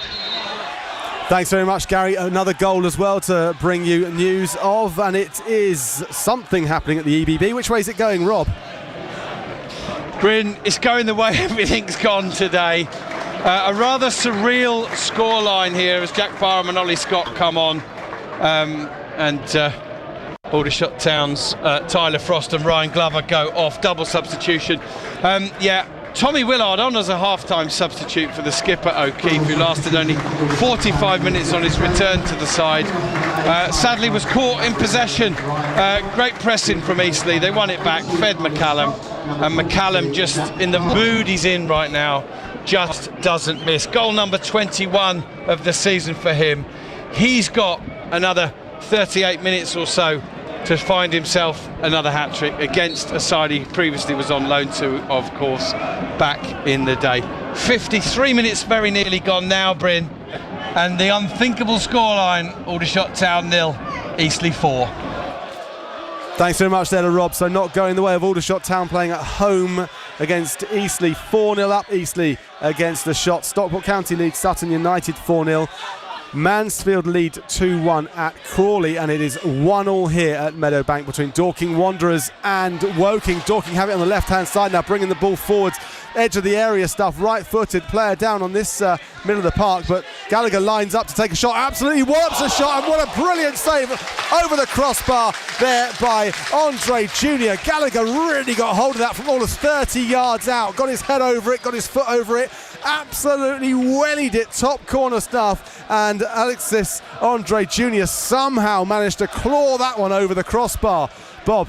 Yeah, well, first things first, it's James McShane that took the knock that on the lead up to that effort by Dan Gallagher. And to be fair, Dan Gallagher's not necessarily renowned for his shooting abilities, but for his heading abilities for scoring a goal. But yeah, that was a bit of a whirlitzer, wasn't it? Certainly had Andre at 6s and 7s there, and having to jig one way and then the other to acrobatically put the ball over his goal line and crossbar for a corner kick. Ian, every time we've seen this young keeper Alexis Andre Jr., he's impressed, and he's looked assured, to say the least. That was a brilliant save. Yeah, he's done nothing wrong at all today, and that was a great save. It was probably creeping under the bar. It would have gone over him, probably hit the underside of the bar and gone in, I think. So, and it's not just that he got his hand to it, but he managed to flick it up over the bar. So, good work from him. Again, nip and tuck this game, and hard to say. On a normal day you would say, you don't know how it's going to go, but with a Woking perspective, you know that confidence is low, and they really have to work hard to keep in this game. As much as a great goal can build your confidence, a great save can do the same sort of thing. When you know you've got a keeper behind you that is making saves like that, that will boost the confidence of the players. Oh, definitely. They've all got to pull together, and to be honest, their work rate's excellent today. Yeah. Oyeleke has been excellent the second half, more in a deep-seated role. Well, in comes the corner. It's a right-footed one. Oh, and it was off the top of the crossbar somehow. I mean, I think that was off the stanchion, I think, behind. I don't know if it was off the crossbar. I think it was off the stanchion. It had already gone out. Drifted behind anyway from the corner, directly from the corner. Went in, went out. There you go. And it goes down to a goal kick. And Woking back in possession. Wilkinson slides it back there to his keeper, who looks to kick it first time, but then takes a couple of touches, and then he sends it, but he's charged down, and it's going to go out for a Woking throw on the far side. And there's a fair bit of space between the keeper and the player charging the ball down there, but good work from Alfie Rutherford, making a bit of a menace of himself early doors. 58th minute here at Meadowbank, 1-1. Saturday Sport, BBC Radio Surrey, BBC Radio Sussex, the feature game, the live commentary. Myself, Bryn Lucas, Ian Nicholson and Bob Papworth bringing you all the action in this National League game. As I thought the ball was going to go out for a goal kick, and the keeper gets down there and manages to clutch it from the feet of, I think, is it Rutherford, Bob? No, it's James McShane. It was Rutherford that went into the corner flag there, and the Woking player thought he was going to leave it to go out, but so it was Rutherford that got it along the byline there, but it was Andre that got to the ball just ahead of McShane there to save the Woking's blushes. It was brave goalkeeping, also brave if anybody's ever played football on these false surfaces, shall we say, because you can sometimes get really nasty burns on your legs, can't you? It's sometimes the way. Woking on the attack now. Dennon Lewis has it just inside the area. He puts a beautiful ball over to back stick, and the foot went in there, swiping for it, Jim Kellerman. He couldn't quite connect, and it goes for a goal kick to Dorking Wanderers. Great move from Dennon Lewis, stood that ball up beautifully. He does. That's his signature ball, really. Seen that a number of times, and goals have come from it where he gets out wide, and it's this delicate chip that clears the keeper and the defenders, and Kellerman was coming at the far post. To be fair, it had gone probably a yard or two past the far post, but he couldn't keep it in. I wonder if he had his eye on the goalpost at one point there. You know, when you think you might be running into it and you just slightly takes your attention away. Possibly. But Dennon Lewis, predominantly a right-footed player playing on the left-hand side, and he just always stands these crosses up with his left foot. He's got a beautiful feel for it with the amount of power, and he just lifts it over there. Ammon can do it as well. It's great to see when they do. But on come Dorking Wanderers on the attack right now, and Dennon Lewis went to close it down. Out comes the goalkeeper, slides down to the floor once again and clutches the ball, lifts up his socks and tries to cover as much of his flesh as he can in his legs, because as I said before, these surfaces can be quite nasty. They're a lot better than they used to be. They are, and they're not like the old AstroTurf, the are old they? AstroTurf was like, it's just horrible, but these, you get a little bit, not as bad. What you do get is little black bits of rubber in your feet, in your shoes for months on end afterwards, even when you're wearing different shoes that haven't been near the surface. But here we go. Dorking Wanderers on the attack on the right-hand side, but it's going to be Josh Casey just shepherding the ball out, and he does so. But did he take a touch before it went off? No, says the referee. It's a goal kick, and the ref's going to book. Yeah, he's booking the Dorking Wanderers player. I think that's for words said after the event more than anything. Yeah, Jimmy Mewett. I think he was saying, sorry. Yeah, I was going to say Jimmy Mewett there, really a pointless booking, because you know jolly well if you're going to argue with the referee or the linesman, it's going to be a yellow card. And you know, in this day and age when players know what the rules are as far as arguing is concerned, it's quite a cheap yellow card. Well, one thing we know about Josh Casey is he does like to get involved, doesn't he? He does fairly. A shot just come in there. A great shot. That was a really nice shot, in fact, from Dorking Wanderers on the edge of the area. Alfie Rutherford, but the keeper got down low and made a big save. Hearing of a goal at Crawley. Let's go and find out what's happened. Gary. I'm not sure if it was Dion Conroy on Aiken, and the ball just fell to Maris, and to be fair to him, he struck it sweetly. First time with his side foot, picked his spot. Ashby Hammond got no chance. It's just nestled in that bottom right hand corner.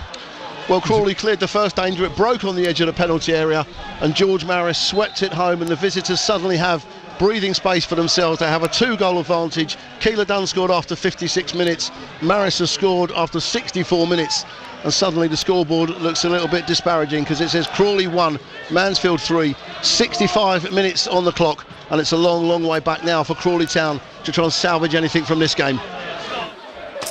Thanks very much there, Gary. So Crawley trail by 3-1 at home to Mansfield. Stockport County 4-0 up against Sutton United. Aldershot Town 4-0 down at home to Eastleigh. And here at Meadowbank in the 63rd minute, Dorking Wanderers 1, Woking 1 in the feature match here on Saturday Sport. BBC Radio Surrey, BBC Radio Sussex. Dorking in possession. Mewett has it on the right-hand side. He goes past Casey, who now chases him down. And he looks up. Is there anyone there for him to play it to? He's going to go right. Is he going to go left? No, he's now inside the area. He puts the ball across, flashes the ball across with his left foot. No one could get on the end of it. It goes off for a goal kick, but somehow, Bob, no one got anywhere near that. It was a beautiful ball put in there by Jimmy Mewett. No one got near it. Yeah, no, it was a great ball. You had Alfie Rutherford right in the centre of the 6-yard box, and even that whistle past, and you had also McShane on the far post, and he couldn't get to it either. So that was a beautiful ball in.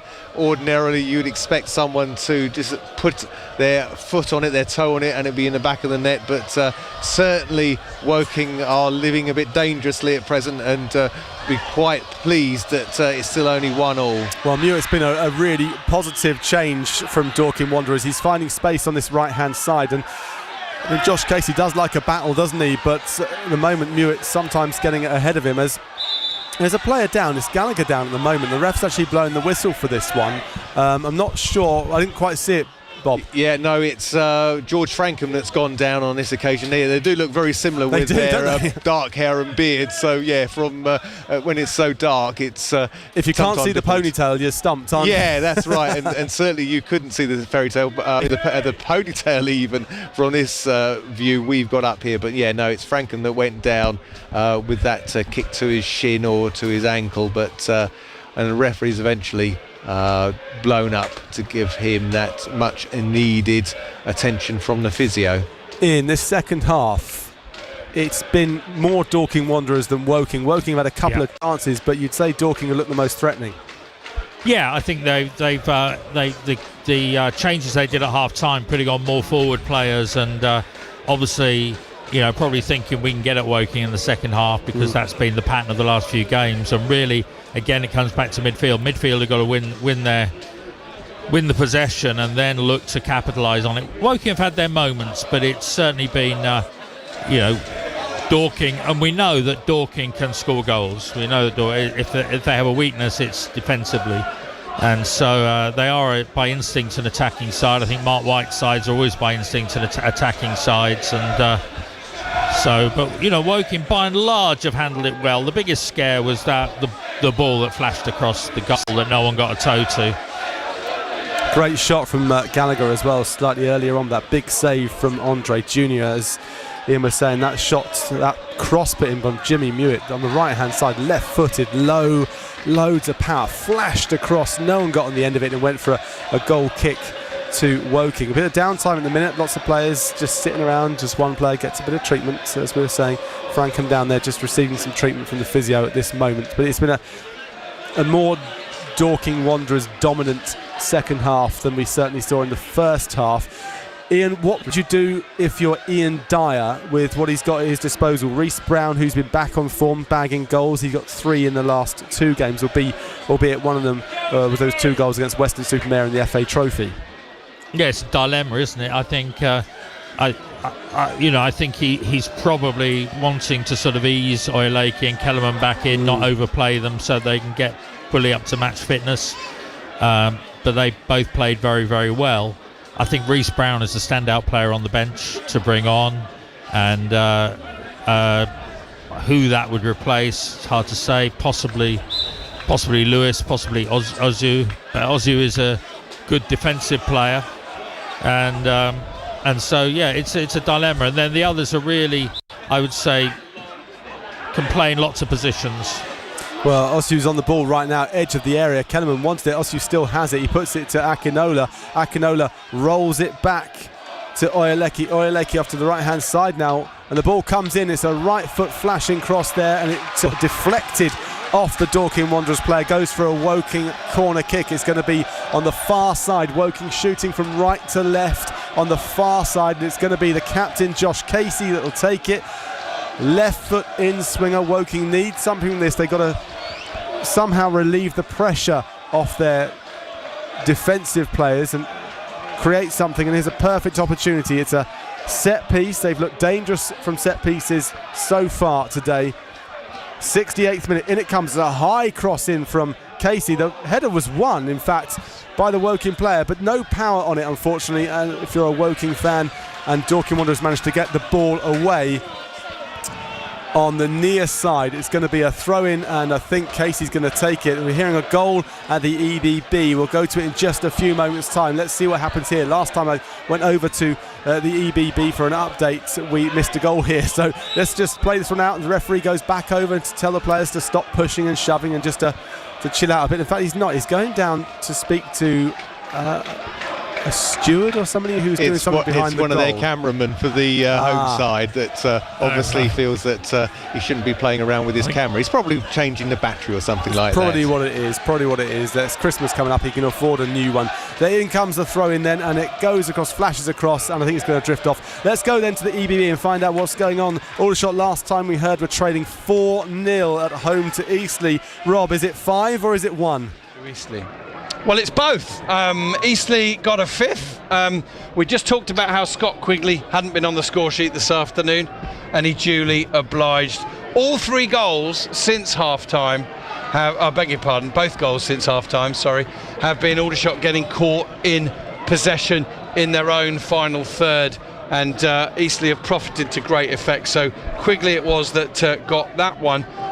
But then Aldershot came down the other end, and the mood in the stadium's lifted somewhat as Harfield got down the left and provided another assist, squaring it to Jack Barham, who arrived on the far post and just got the ball across the line, just literally from a yard or so, 2 or 3 minutes ago. We got 67 minutes gone now. The result is not in doubt, but at least Aldershot got themselves on the score sheet. Shots 1, Eastleigh 5.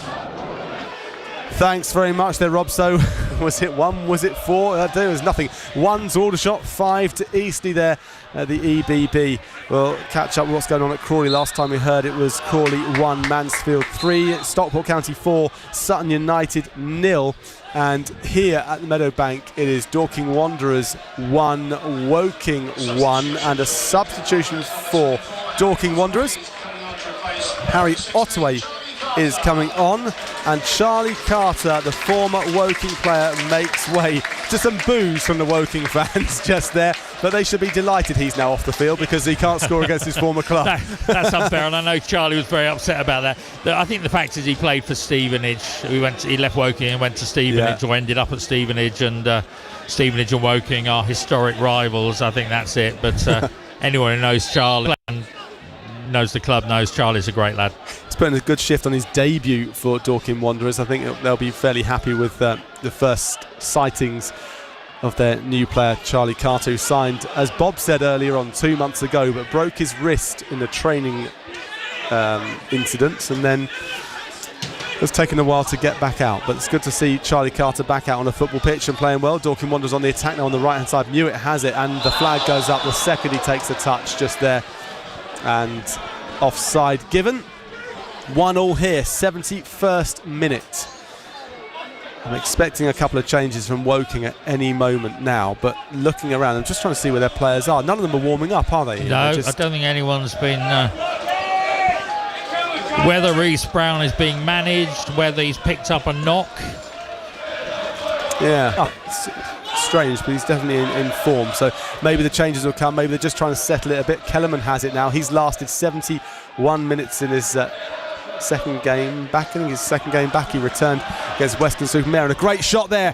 Oof, that was one of those horrible dipping shots. That was from Oslu there.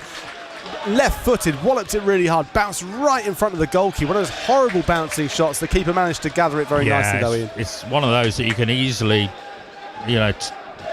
take a tumble and it falls loose, but he took it well. One thing you don't see Dorking Wanderers do, Bob, is put a lot of water down on the pitch before the game. You see some of these teams, they like to grease the pitch up a little bit, don't they? But Dorking Wanderers haven't done that. They prefer a bit more of a sticky surface, do they? Well, yeah, whether that's anything to do with the fact it's a 4G pitch or not, I mean, I'm no scientist or agriculturalist, but yeah, no, they don't seem to add any water to the pitch. Whether that will have effects, I don't know, but again, either way, the fans and certainly the players there aren't very happy with some of the decision making that's been going on here by the referee. As again, a protest from Josh Taylor to the referee over, well, I'm guessing he thought it was a corner kick there as opposed to a goal kick. He certainly did, and the fans behind the goal certainly thought it was a corner as well. But, sitting in the middle of the fence here, the fans behind the goal are all Dorking Wanderers fans. So, maybe they were cheering and hoping to encourage the referee to give a corner, but he didn't. It's a goal kick to Woking, and in it comes and flicked on. Kellerman picks up the ball. How many times have we said Kellerman's name in this game? He's been everywhere in the heart of the midfield, as he usually is, but the ball has come down once again. Kellerman was looking after it, or chasing after it. Dorking trying to come away now. In fact, it was Denon Lewis that was trying to get after it, and Kellerman managed to close down Taylor, and a free kick has been given, and now Ammon, I don't know what Ammon thought, there's an opportunity to score, but he's just chasing after the ball and trying to move it to a slightly different position, but it's going to be taken by the Dorking Wanderers goalkeeper, Harrison Mayle. You mentioned there the Kellerman. Of course, it was Battle of the 17s there, because Josh Taylor is also the 17, and it was him that was awarded the free kick over his number sake for Woking. Long free kick from the keeper, and unusual touch there to bring it down, but now Woking managed to get away from it. Oh, and Lewis just caught slightly flat-footed. The ball was put down to him by Manny Oyeleki, who read the situation probably a bit quicker than Denon Lewis. And it looks like we're going to have a substitution in just a few moments' time. Let's keep an eye on who's going to come on in just a minute as the throw-in comes in from the Dorking Wanderers captain. Flicked on header, and it's going to bounce out harmlessly for a Woking throw-in right down by the corner flag. It looks like Reece Brown. It's Rowan Ince, I believe. I can't see. My eyesight is so bad, Ian. We're dugouts on the far side of the field. Rowanitz, if Rowanitz is coming on, that maybe means Kellerman off, do you think? Not sure who would be the likely changeover just there. Would it be giving Kellerman a bit of a break? You'd like to see a bit more of an attacking substitution, wouldn't you, I think, as currently on the floor is certainly. Oyeleke. If it is to replace Oyeleke or Kellerman, both have put in good shifts today. Yeah, it's definitely Rowanitz. It's definitely Rowanitz. He stood up, you can see the big frame of Rowanitz then. And it is for Manny Oyeleke, who's taking a break, who's played very, very well. He has indeed. Mentioned his name many times, and the fans give him the applause that he deserves. Good to see him back out on the field, Manny Oyeleke. And Woking looking for some positives and some things to take forward to maybe give some encouragement. I'd say the fact that Oyeleke is back on the field is, alongside Jim Kellerman, two very big positives. They are, and another big positive would be Rowan Ince recovering form. He's been very poor, as we were saying, in recent weeks, and but he owes the club something, I think, and so he'll be hoping that he can do something like he did last year. Would be lovely.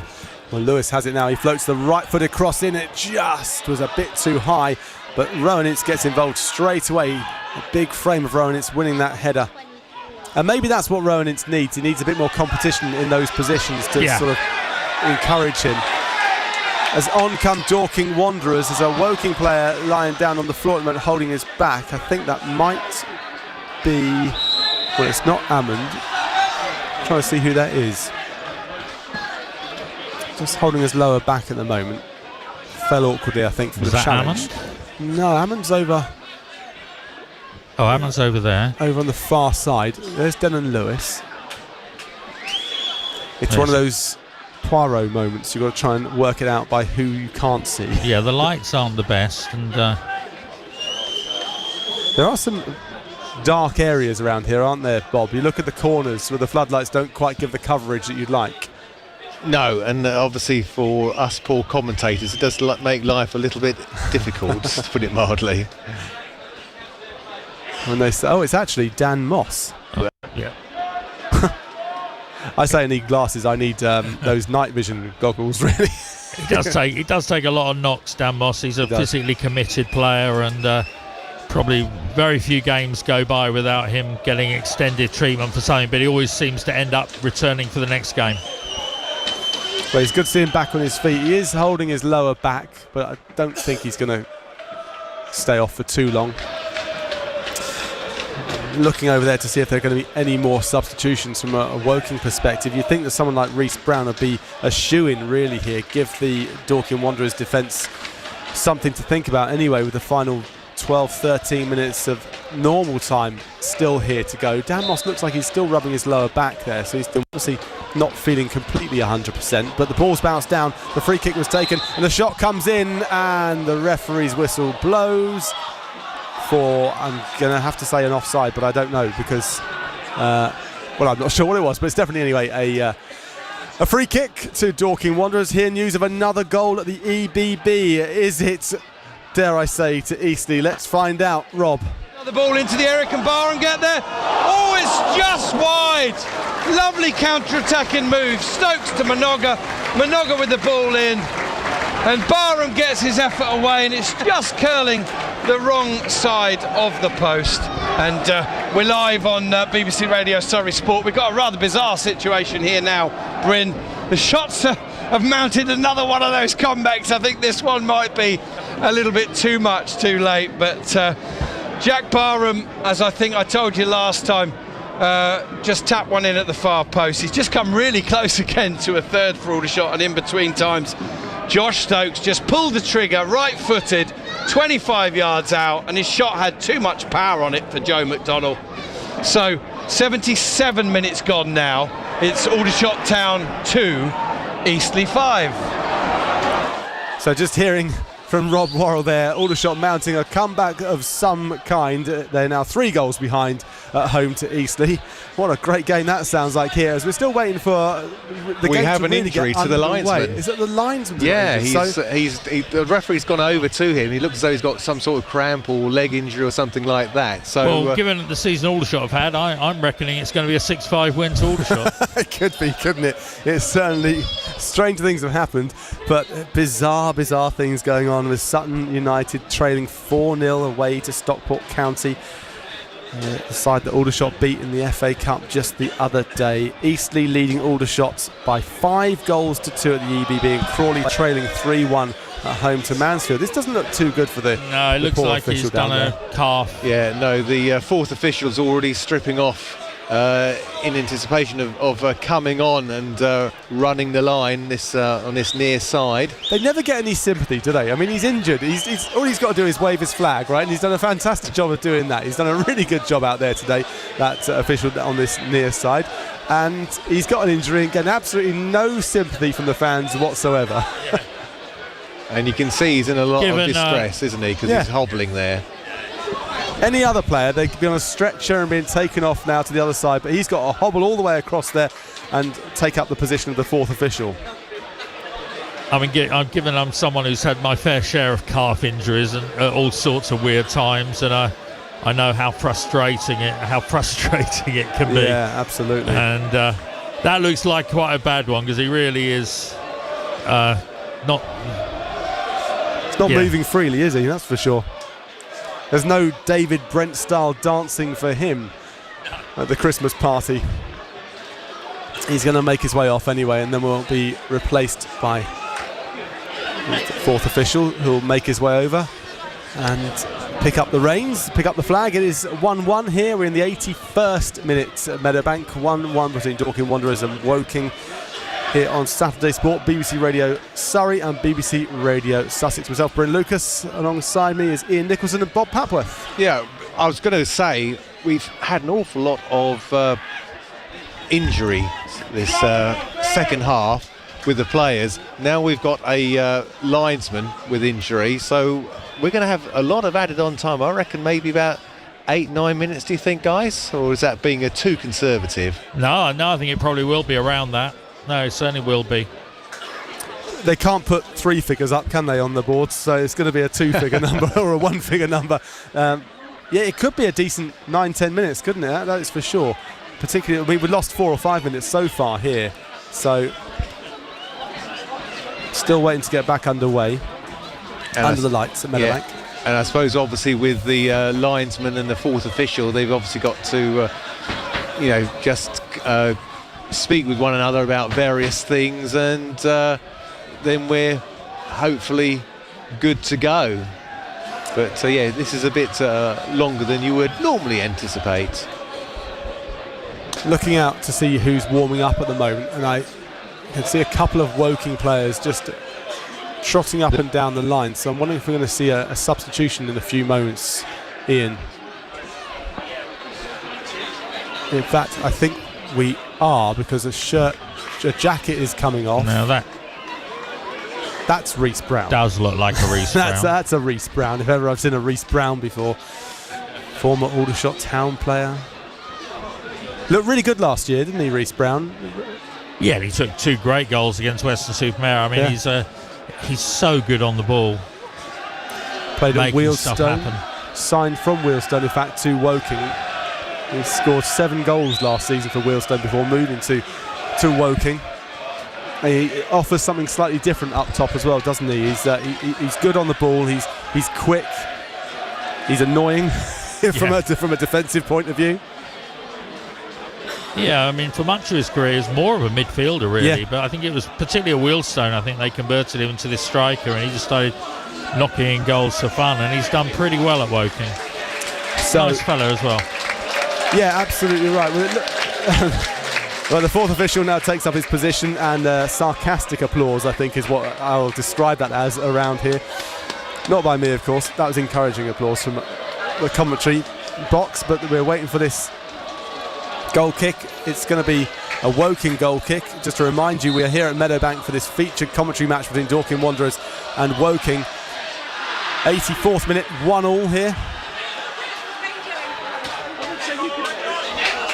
Woking took the lead in the first half. Dorking Wanderers equalising right on half-time. Looked very threatening at the end of that first half. The second half has been a bit more cagey, but Dorking Wanderers have created a couple of big opportunities. In fact, a great save from the Woking goalkeeper earlier on. Dorking on the ball, put the ball forward into the box, flicked up high at the moment, but Rowan Ince is going to claim that one quite easily. Off it goes to the left-hand side, and Casey takes a touch. He sends it long towards Ahmed, who flicks it round the corner, and here we go on the attack right now. Osu's got it on the edge of the area, into the box. Here he goes, right foot shot, and it ends up in the back of the net. And Woking are back in front here at Meadowbank, back underway, and it's their new signing, Paul Osu. We were saying he's more defensive, Ian Nicholson. Well, that was a striker, the signs of a striker there, the way he took hold of that, the way he kept composed, and it is Dorking Wanderers 1, Woking 2. Yeah, beautifully taken goal there by Paul Osu, and he was put away. Good ball there. It came into Amund, who he had 2 or 3 players around him, but managed to squeeze it wide, and Osu was on it, and we know he's got pace. And for a moment I thought he'd taken it too wide, but he slotted it home really well. And now Woking once again have been given an opportunity to have a lead they can hold on to, and they really have to dig deep now if they want to get the 3 points out of this game. This game certainly isn't over, but they've dug in well throughout. Yeah, they really have, and a flare was thrown onto the field, a yellow flare to add to the atmosphere inside Meadowbank. 2,617 fans. It's been a lively occasion, like we say, but this second half had been much more cagey. I'd mentioned just a few moments before that Dorking had looked the most likely to score with those 2 chances, but Paul Osu there, a brilliant finish, and Dorking Wanderers will be kicking themselves because they've created chances, Bob.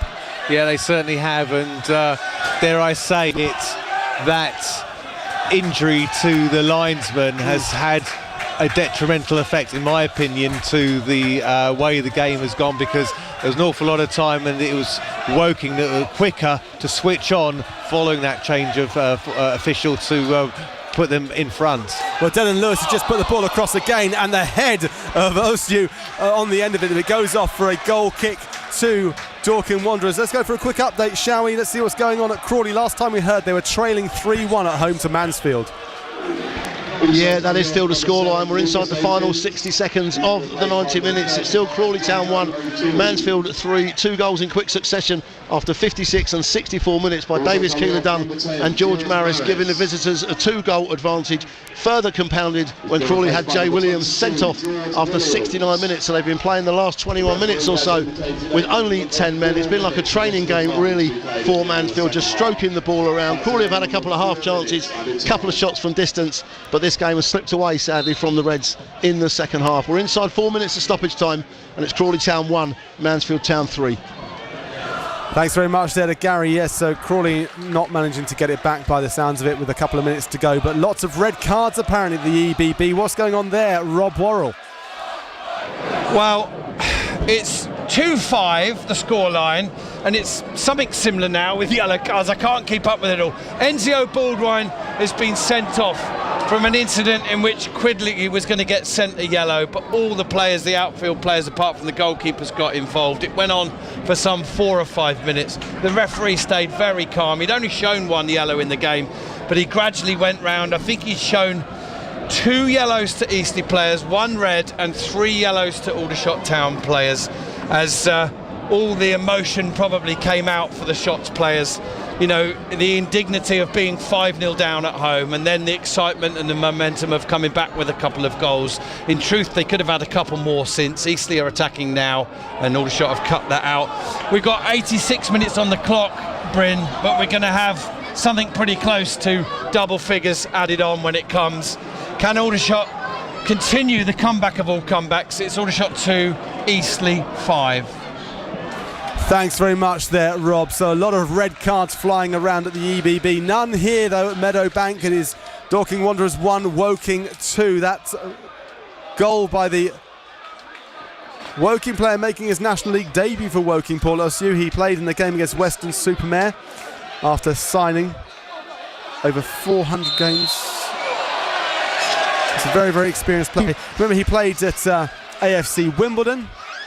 He's played before quite a few clubs around the National League. He's a very around the EFL. Sorry, he's a very, very experienced player. Paul Ossu, over 60 EFL games in his time at AFC Wimbledon and Northampton Town. He's on the field. He's showing what he can do as well. And he's been pretty impressive as in comes that goal kick, and the header won by,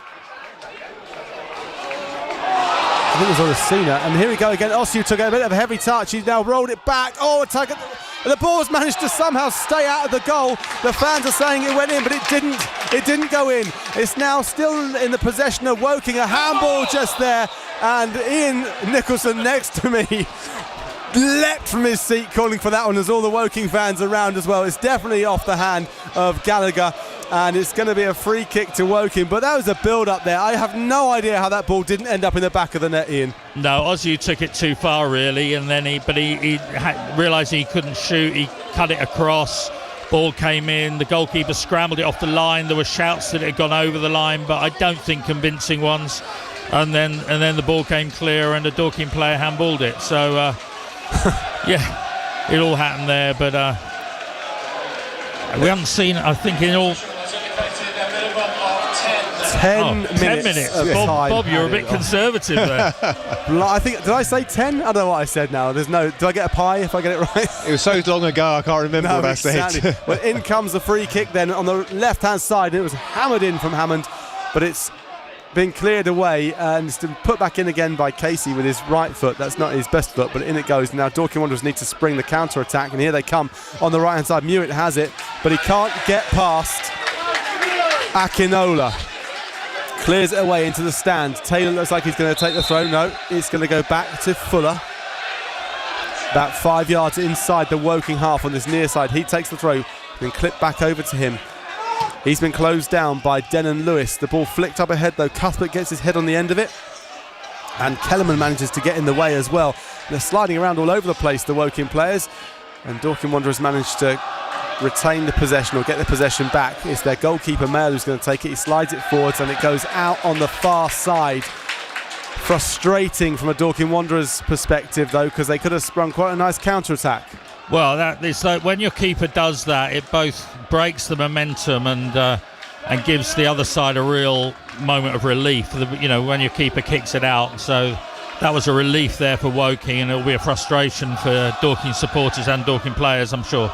It's going to be a test of character for Woking now, though, isn't it, Bob? Because they haven't won many games of late, 2 in the last 10, as I mentioned at the very, very top of this one. They lead right now, and in fact, Denon Lewis has it on the edge of the area. He's right-footed. He turns back onto his favoured right foot, right in the centre of the edge of the area. He's now drifting the ball across. He's left it to his teammate. Flicked back across now to Denon Lewis. Is on the right-hand side.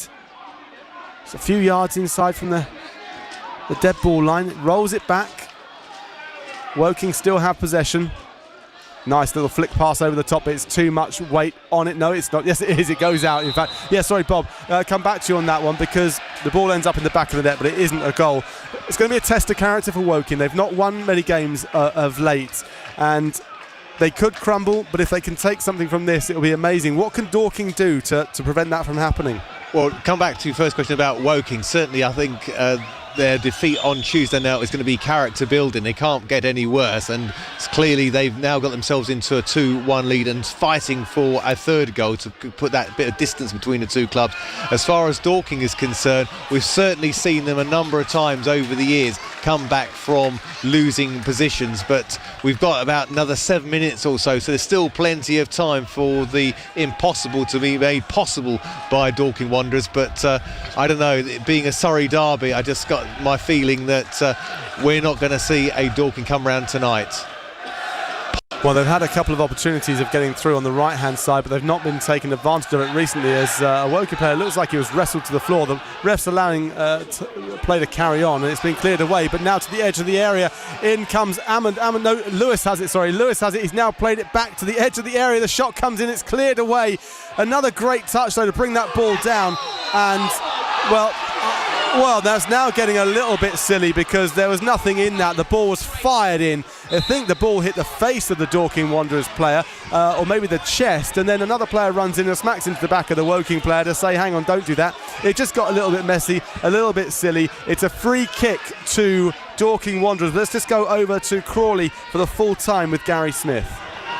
Yeah, the final whistle has just gone here, sadly. Crawley couldn't turn it round in the second half, and they lose here against Mansfield by 3-1. The visitors ahead after 11 minutes, courtesy of a header by Bailey Cargill, but Crawley back on level terms at the break, courtesy of an 11th goal of the season from the penalty spot by striker Dan Orsi. But then goals after 56 minutes by Davis Keeler-Dunn and 64 minutes by George Maris gave the visitors a little bit of breathing space, and then Crawley's misery was further compounded by a red card shown to defender Jay Williams after 69 minutes for 2 yellow cards in quick succession in the same incident involving Mansfield substitute Stephen Quinn. 2,817 people here to see this one this afternoon. 452 Mansfield fans.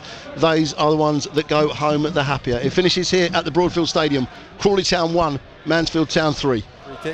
Thanks very much there to Gary Smith at Crawley. Crawley Town 1, Mansfield 3. So not a great result if you're a Crawley fan from a Surrey perspective. We'll get the other results in due course, but we've got another 5 minutes or so left here, and on come Dorking Wanderers. Mewett has it on the right hand side. He's enjoyed some space down there before. Josh Casey closing down that space and then gets his foot in at the exact moment when it was needed, because Barry Fuller was flying down the right hand side as an overlap, but Mewett has it. He plays the ball across right now to Gallagher. Dorking Wanderers in possession. Back to the keeper, sends it long, edge of the area, a Woking head on the end of it though, and Akinola plays it to Josh Casey, who then looks up and plays a long ball off to the right hand side, and over it goes, and Osu has it, and he's taken one touch. He now runs around the outside. He's so quick off the mark, isn't he? Takes another touch. He's got it in control. He plays it to the edge of the area, and that is to Rowan Ince. Back to Osu now. Osu looks up, rolls it back to Dan Moss. Osu now, he's not been knocked off the ball at all, is he? Bit of a 1-2 just there. The ball put in, and I think it's Ahmed who's got it on the far side in the dark over there. The floodlights don't seem to cover all this pitch. As we say, it's very dark in the corners, and somehow Woking still have it. All I can see is the yellow shirt, and Rowan Ince now has it, and right in the middle he plays it off to the right hand side, and the player gets taken down, or he says he gets taken down. The ref says no, it's a throw into Dorking Wanderers. But Woking are certainly not shrinking, are they? They're taking this opportunity, Ian. No, they're at the moment they're managing it very well. They're not losing their heads. They're playing it to feet. They're not putting aimless balls into the box, which will just come back and bite you. They're just keeping possession out on the flanks, and we'll be looking to do that for another 4 minutes. Well, we saw a few moments ago Mewett had that space down the right hand side, but then had to cut back waiting for Fuller, and the opportunity was gone. You feel that from Dorking Wanderers' perspective, if they're going to get anything from this game, they've got to start moving this ball a bit more quickly, as a ball was put through and the flag went up very quickly. Sorry, Bob. Yeah, no problem. Yeah, we've got 3 minutes to go, and certainly it's alarm bells ringing for Dorking. And as we say that, Rutherford get a good ball up there from Fuller, but just can't control it, and it rolls out to Andre to collect the ball. But yeah, this is seat of the pants stuff for Dorking.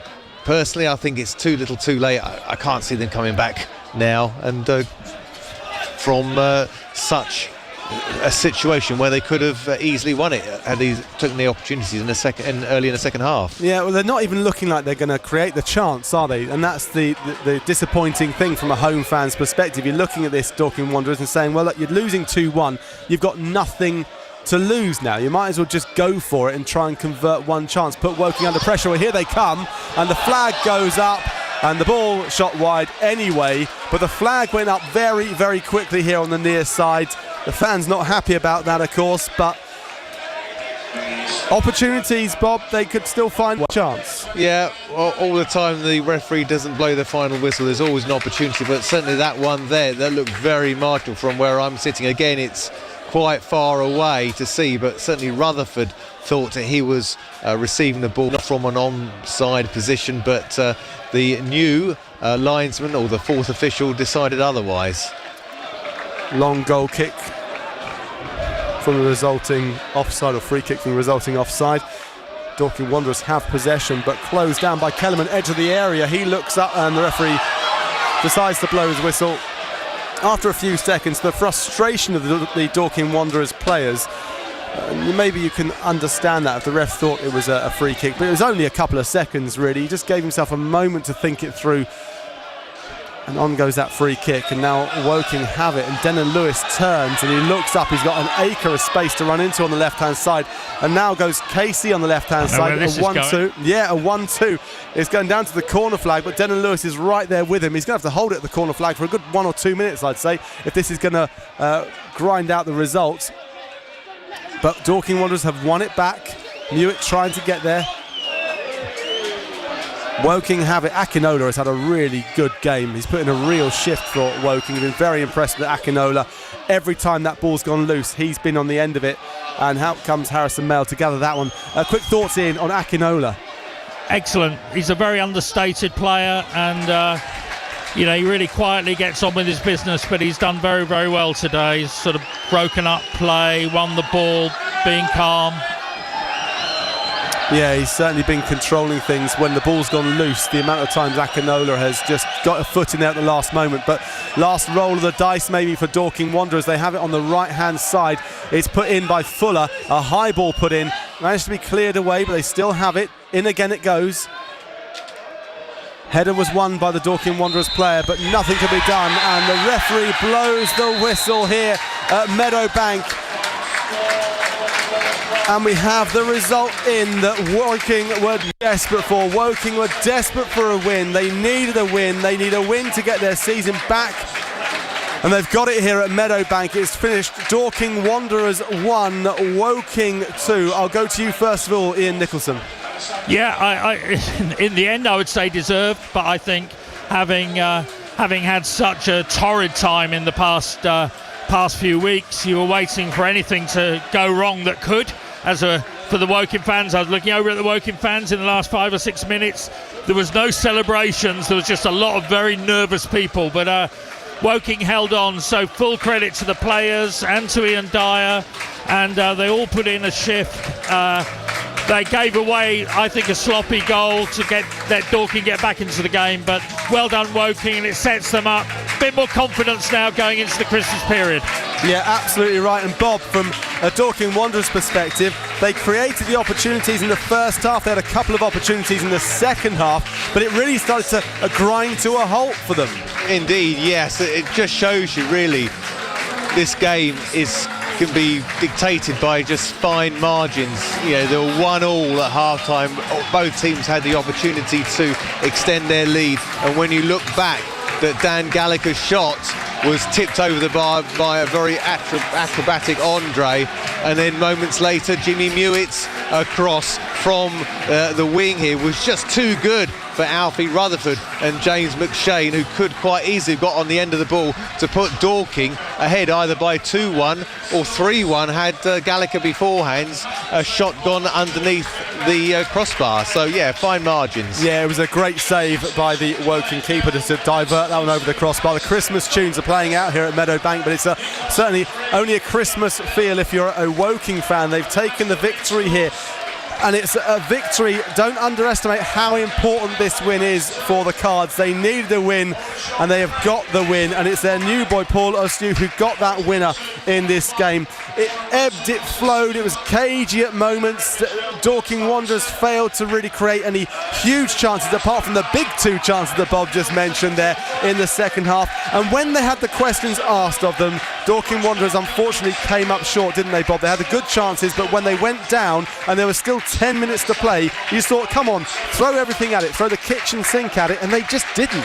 Yeah, certainly. I mean, Mark White's tactics in the second half by bringing on his star players in Rutherford, Mewitt and Ottaway seemed to be the right decision to make, but they just couldn't get that edge over Woking, should I say. And I don't know, I just have this thing that injury to the linesman, where we lost about 5 or 6 minutes play, certainly had a more negative effect on Dorking than it did on Woking, because there was a break, obviously tactics were talked about, no doubt, at the far end in the various dugouts for Woking and Dorking, and it was Woking that switched on that much quicker following the change of linesman, and Dorking got punished. So you could say it was just that one decision perhaps that changed that game and gave Woking that much needed win, as if Dorking don't need wins as well to get away from the relegation zone. Yeah, well, they are both on the same number of points now, 25 points. Dorking have played a game less than Woking, but this does mark the halfway stage of the season for Woking. 23 games played, 25 points. That is how important it was for the Cards to get something from this one. As Bob was saying, it's very, very important that Dorking got something from this game. They've got a very, very tough ask, Dorking Wanderers. They go away to Eastleigh next Saturday, 23rd, before they have the double games against Oxford City, home first, then away to Oxford on New Year's Day. So they've got some very big games coming up. Eastleigh away is a very, very tough fixture. And the two Oxford City matches, well, Dorking Wanderers need to be looking at both of those and be eyeing up 6 points, and that's no discredit to Oxford City at all, Bob. No, and as you've seen Oxford City this season, despite the fact they were one of those much fancied to go straight down, and it's still early days yet, but the fact that they did the beating of Woking a few weeks back, which you commentated on, when Woking looked as though they were flying high and going to get 3 points on the road, and for Oxford City to come back and win those points, certainly Oxford City shouldn't be written off so early or midway through this season, definitely. No, absolutely right. Well, from Woking's perspective, they've got Maidenhead United on Saturday. I'll be there commentating on that one with Ian Nicholson alongside me. And then they've got their two big games against Aldershot Town. But that's it here from Meadowbank, from me, Bryn Lucas, from Ian Nicholson, and from Bob Papworth as well. Hopefully you've enjoyed the commentary. We'll hand you back to George now for a roundup all around the grounds. Thank you very much, Bryn and the team then. What an afternoon of football, and it was Woking that came out on top in the derby in the end. We'll sum up all the local sport in just a second, but Aldershot are still in action. Last time we heard anything from there, they were currently losing 5-3. An 8-goal thriller so far. The game is still going. Rob Worrell is live at the EBB Stadium for us.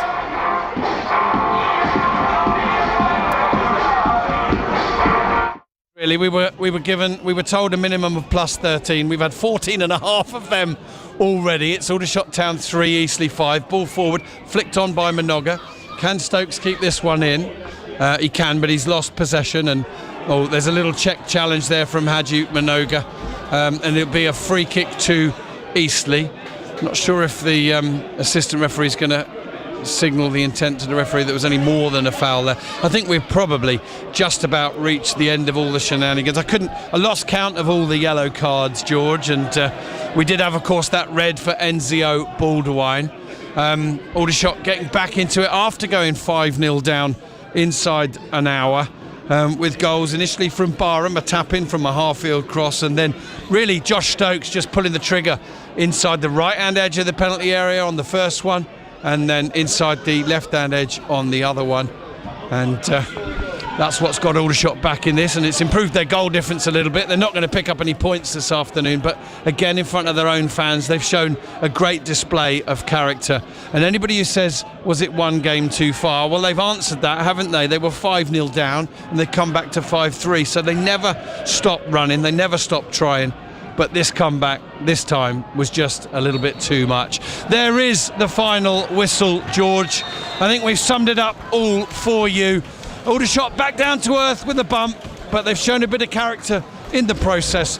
Final score here from the EBB. Aldershot Town 3, Eastleigh 5. Thank you very much to Rob Worrell. Now we're going across to our other featured game, our final one of the afternoon in the National League South. It's at Parkview Road. It's Welling United hosting Eastbourne Borough. Kevin, how did things finish up there? Yes, it's a mammoth win for the Borough. They really needed the points, as we said, and they've done it by 2-0. It was a real battle, I have to say.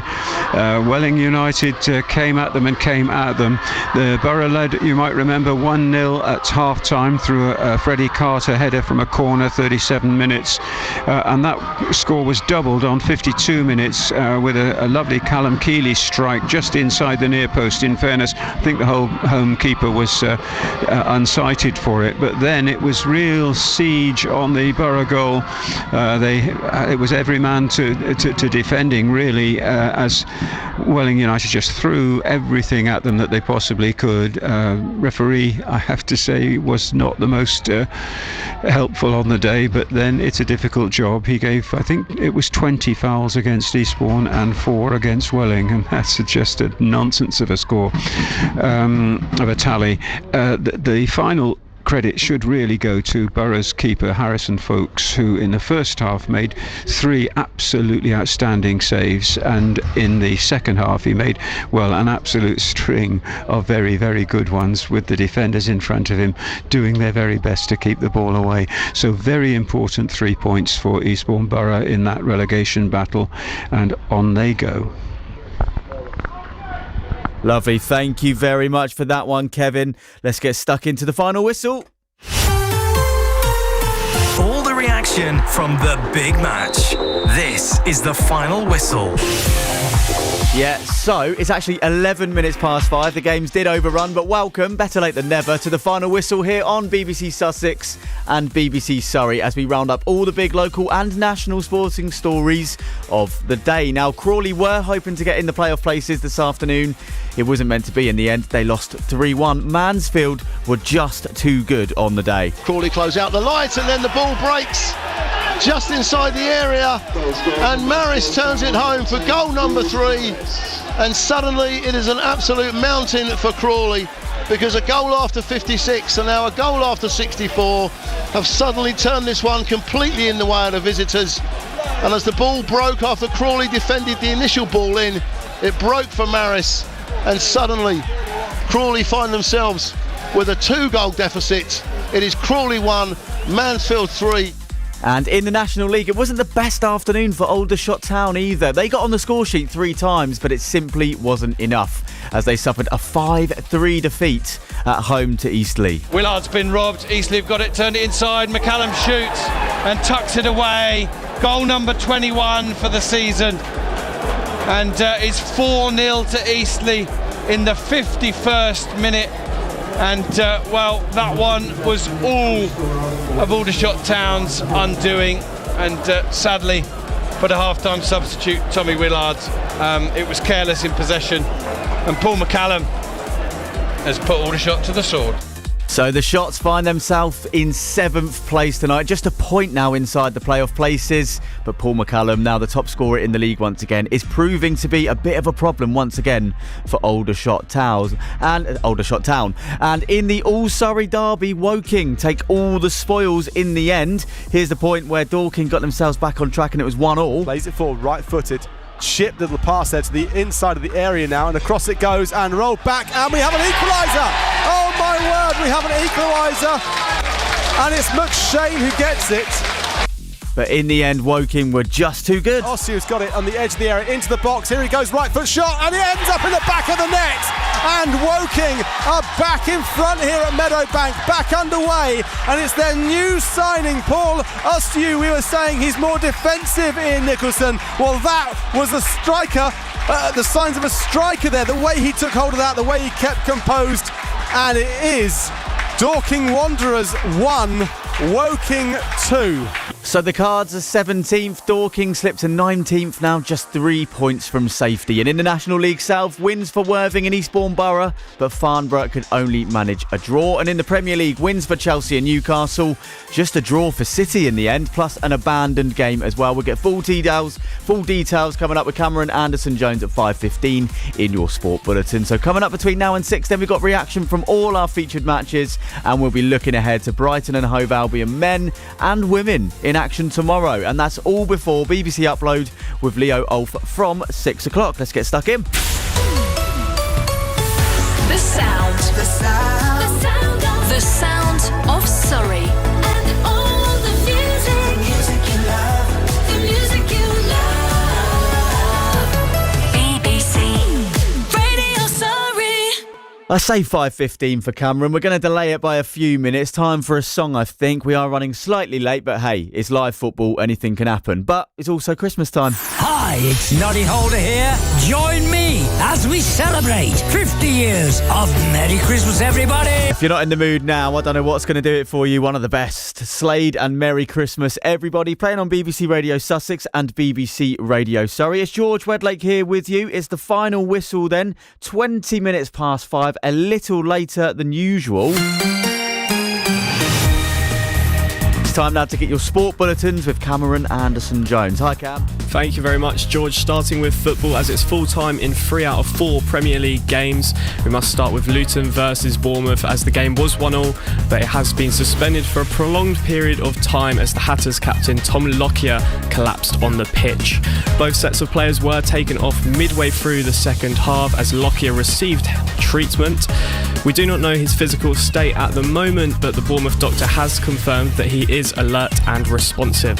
Elsewhere, Chelsea have beaten Sheffield United 2-0. Cole Palmer and Nicholas Jackson with the goals as the Blues are now into the top half of the table. Manchester City have dropped a further 2 points as Michael Olise scored in the 95th minute for Crystal Palace. The match ended 2-2 at the Etihad. Newcastle were victorious against Fulham as they won 3-0 courtesy of Lewis Miley, Miguel Almiron and Dan Burn.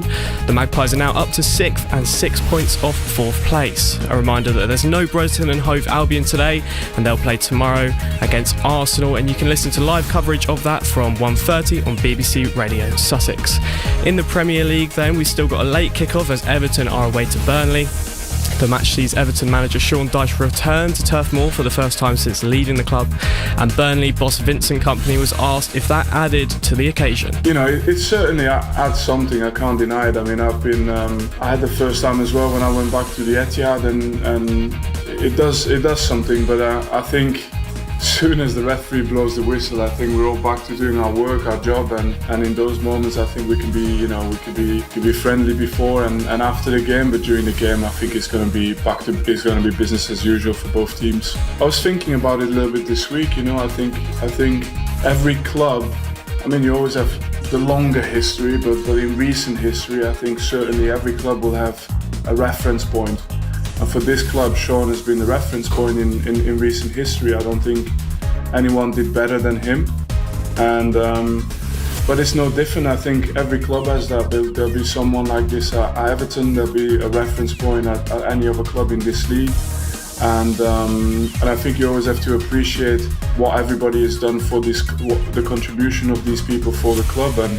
And as a manager, you're always looking towards what are the good habits that you can retain and build on, of course.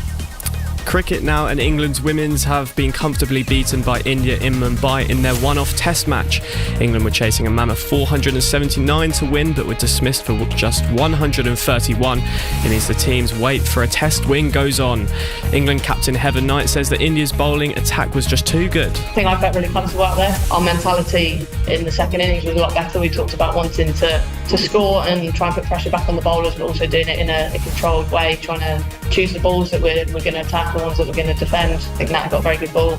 Same with Tammy, got a very good ball that just seemed. So I think credit also needs to go to the Indian bowlers. England's men's T20 side play West Indies later today in Grenada. That's getting underway in just 7 minutes time now at 5:30. They need a win to keep the 5-match series alive, having lost their opening 2 matches. And finally, in ice hockey, Guildford Flames have an away trip to Nottingham this evening as they face the Panthers at 7 p.m. That's all from me with your latest sporting headlines. Lovely stuff. Thank you very much, producer Cam, there with your sport bulletins. Now, that's not exactly it. There's going to be a little bit more from you later. Oh, put your headphones back on. Purely because we need to run through our predictions for the day, don't we? Yeah, I don't know how they went, but I've counted them up, mate. Oh, you've already? Yes. Did you write mine down as well? I've got the scores right here. All right. Yeah. Yeah. I'll just say it's been an afternoon for us. We'll put it that way. For both of us, okay. More on that later.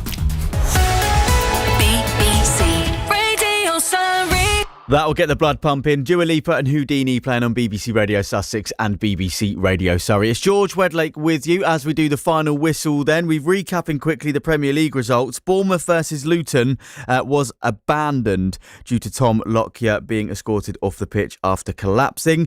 He is alert and responsive now, according to the news. Chelsea beat Sheffield United 2-0. Manchester City were held to a draw at home to Crystal Palace, and Newcastle saw Fulham quite comfortably winning 3-0, and Burnley versus Everton kicks off in about 5 minutes. More importantly though, Brighton and Hove Albion are underway in a run of 3 key games before Christmas. Now, they needed a win on Thursday to secure top spot in their Europa League group and progressed into the last 16. And on Sunday they go to Arsenal in the Premier League. Then it's a trip to arch rivals Crystal Palace next Thursday. Well, it all began perfectly with another historic win at the Amex on Thursday. Albion versus Marseille, live from the Amex. On BBC Radio Sussex. The waiting is over. Now Albion with their opportunity to bag a place in the last 16 of the Europa League. They must win and they must beat Marseille. Here come Marseille down the Albion right. Little lay off there, drag back to the edge of the area, chance for a shot. And there goes Gilmour trying to deny space. Hits the post, comes back off and cleared away by Jan-Paul van Hecke. Marseille hitting the woodwork once again. I said before the game started, Johnny, you might need a bit of luck. We've had 2 bits of luck so far. Mitoma's got it now.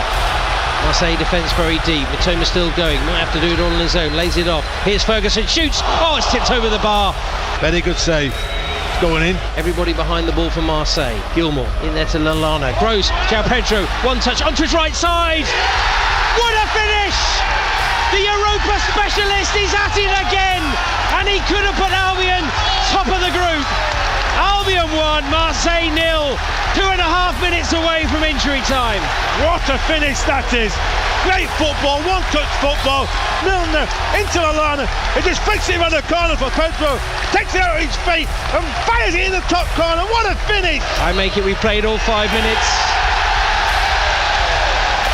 Albion have done it. They've beaten Marseille by 1-0. 4 consecutive wins in this competition. They top the group and they're through to the last 16 on a historic night at the Amex. What a result, what a game, what a night. Brighton Football Club is sending a statement out now to Europe saying, look, we just won this tough group.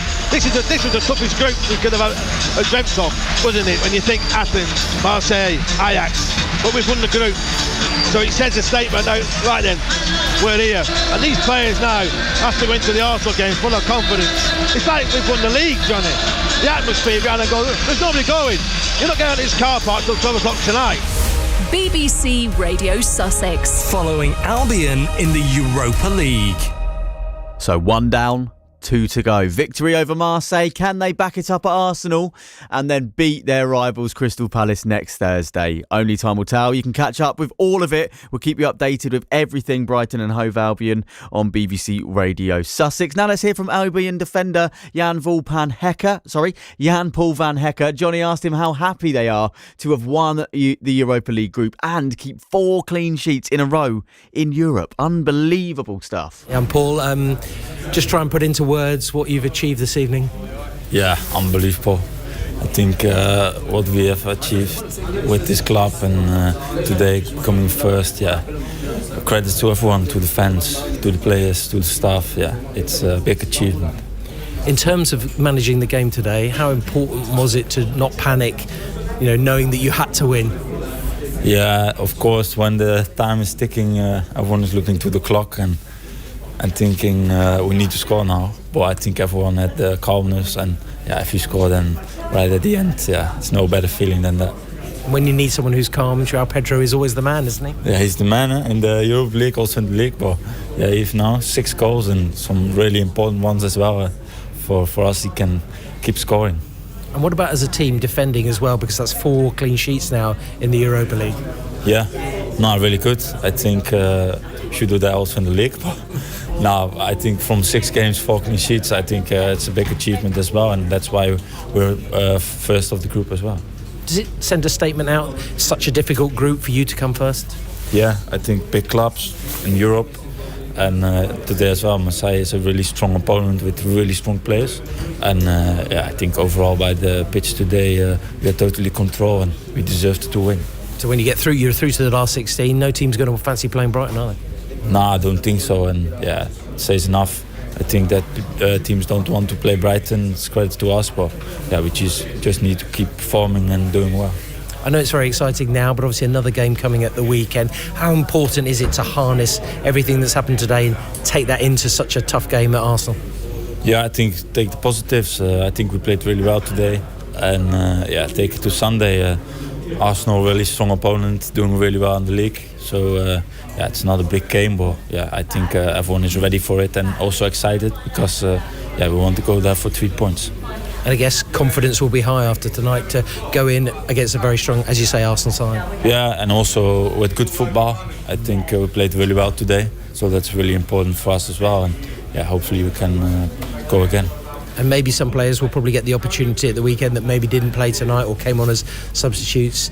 Everyone seems to want to contribute though, because at the end everyone was celebrating together as a squad. Yeah, we play so many games, so everyone is really involved and everyone is playing. So you see really togetherness. And also now with the fans today, it's a great evening, and I think every player enjoyed it. What about you? I spoke to the manager last week and I said, who's the next Lewis Dunk? And he said, Jan-Paul van Hecke. What does that make you think? I hope so. There's a lot of steps to make to be the next Lewis Dunk, but I think what he's done for the club and still doing is incredible and from a really high level. So hopefully I can achieve the same as him. Do you see yourself as a leader in the group? Yeah, it's not really to say about myself. I think other people need to say that, but I just try to speak a lot and help my teammates. And if you help your teammates, I think teammates want to help you as well. So it's a bit of both.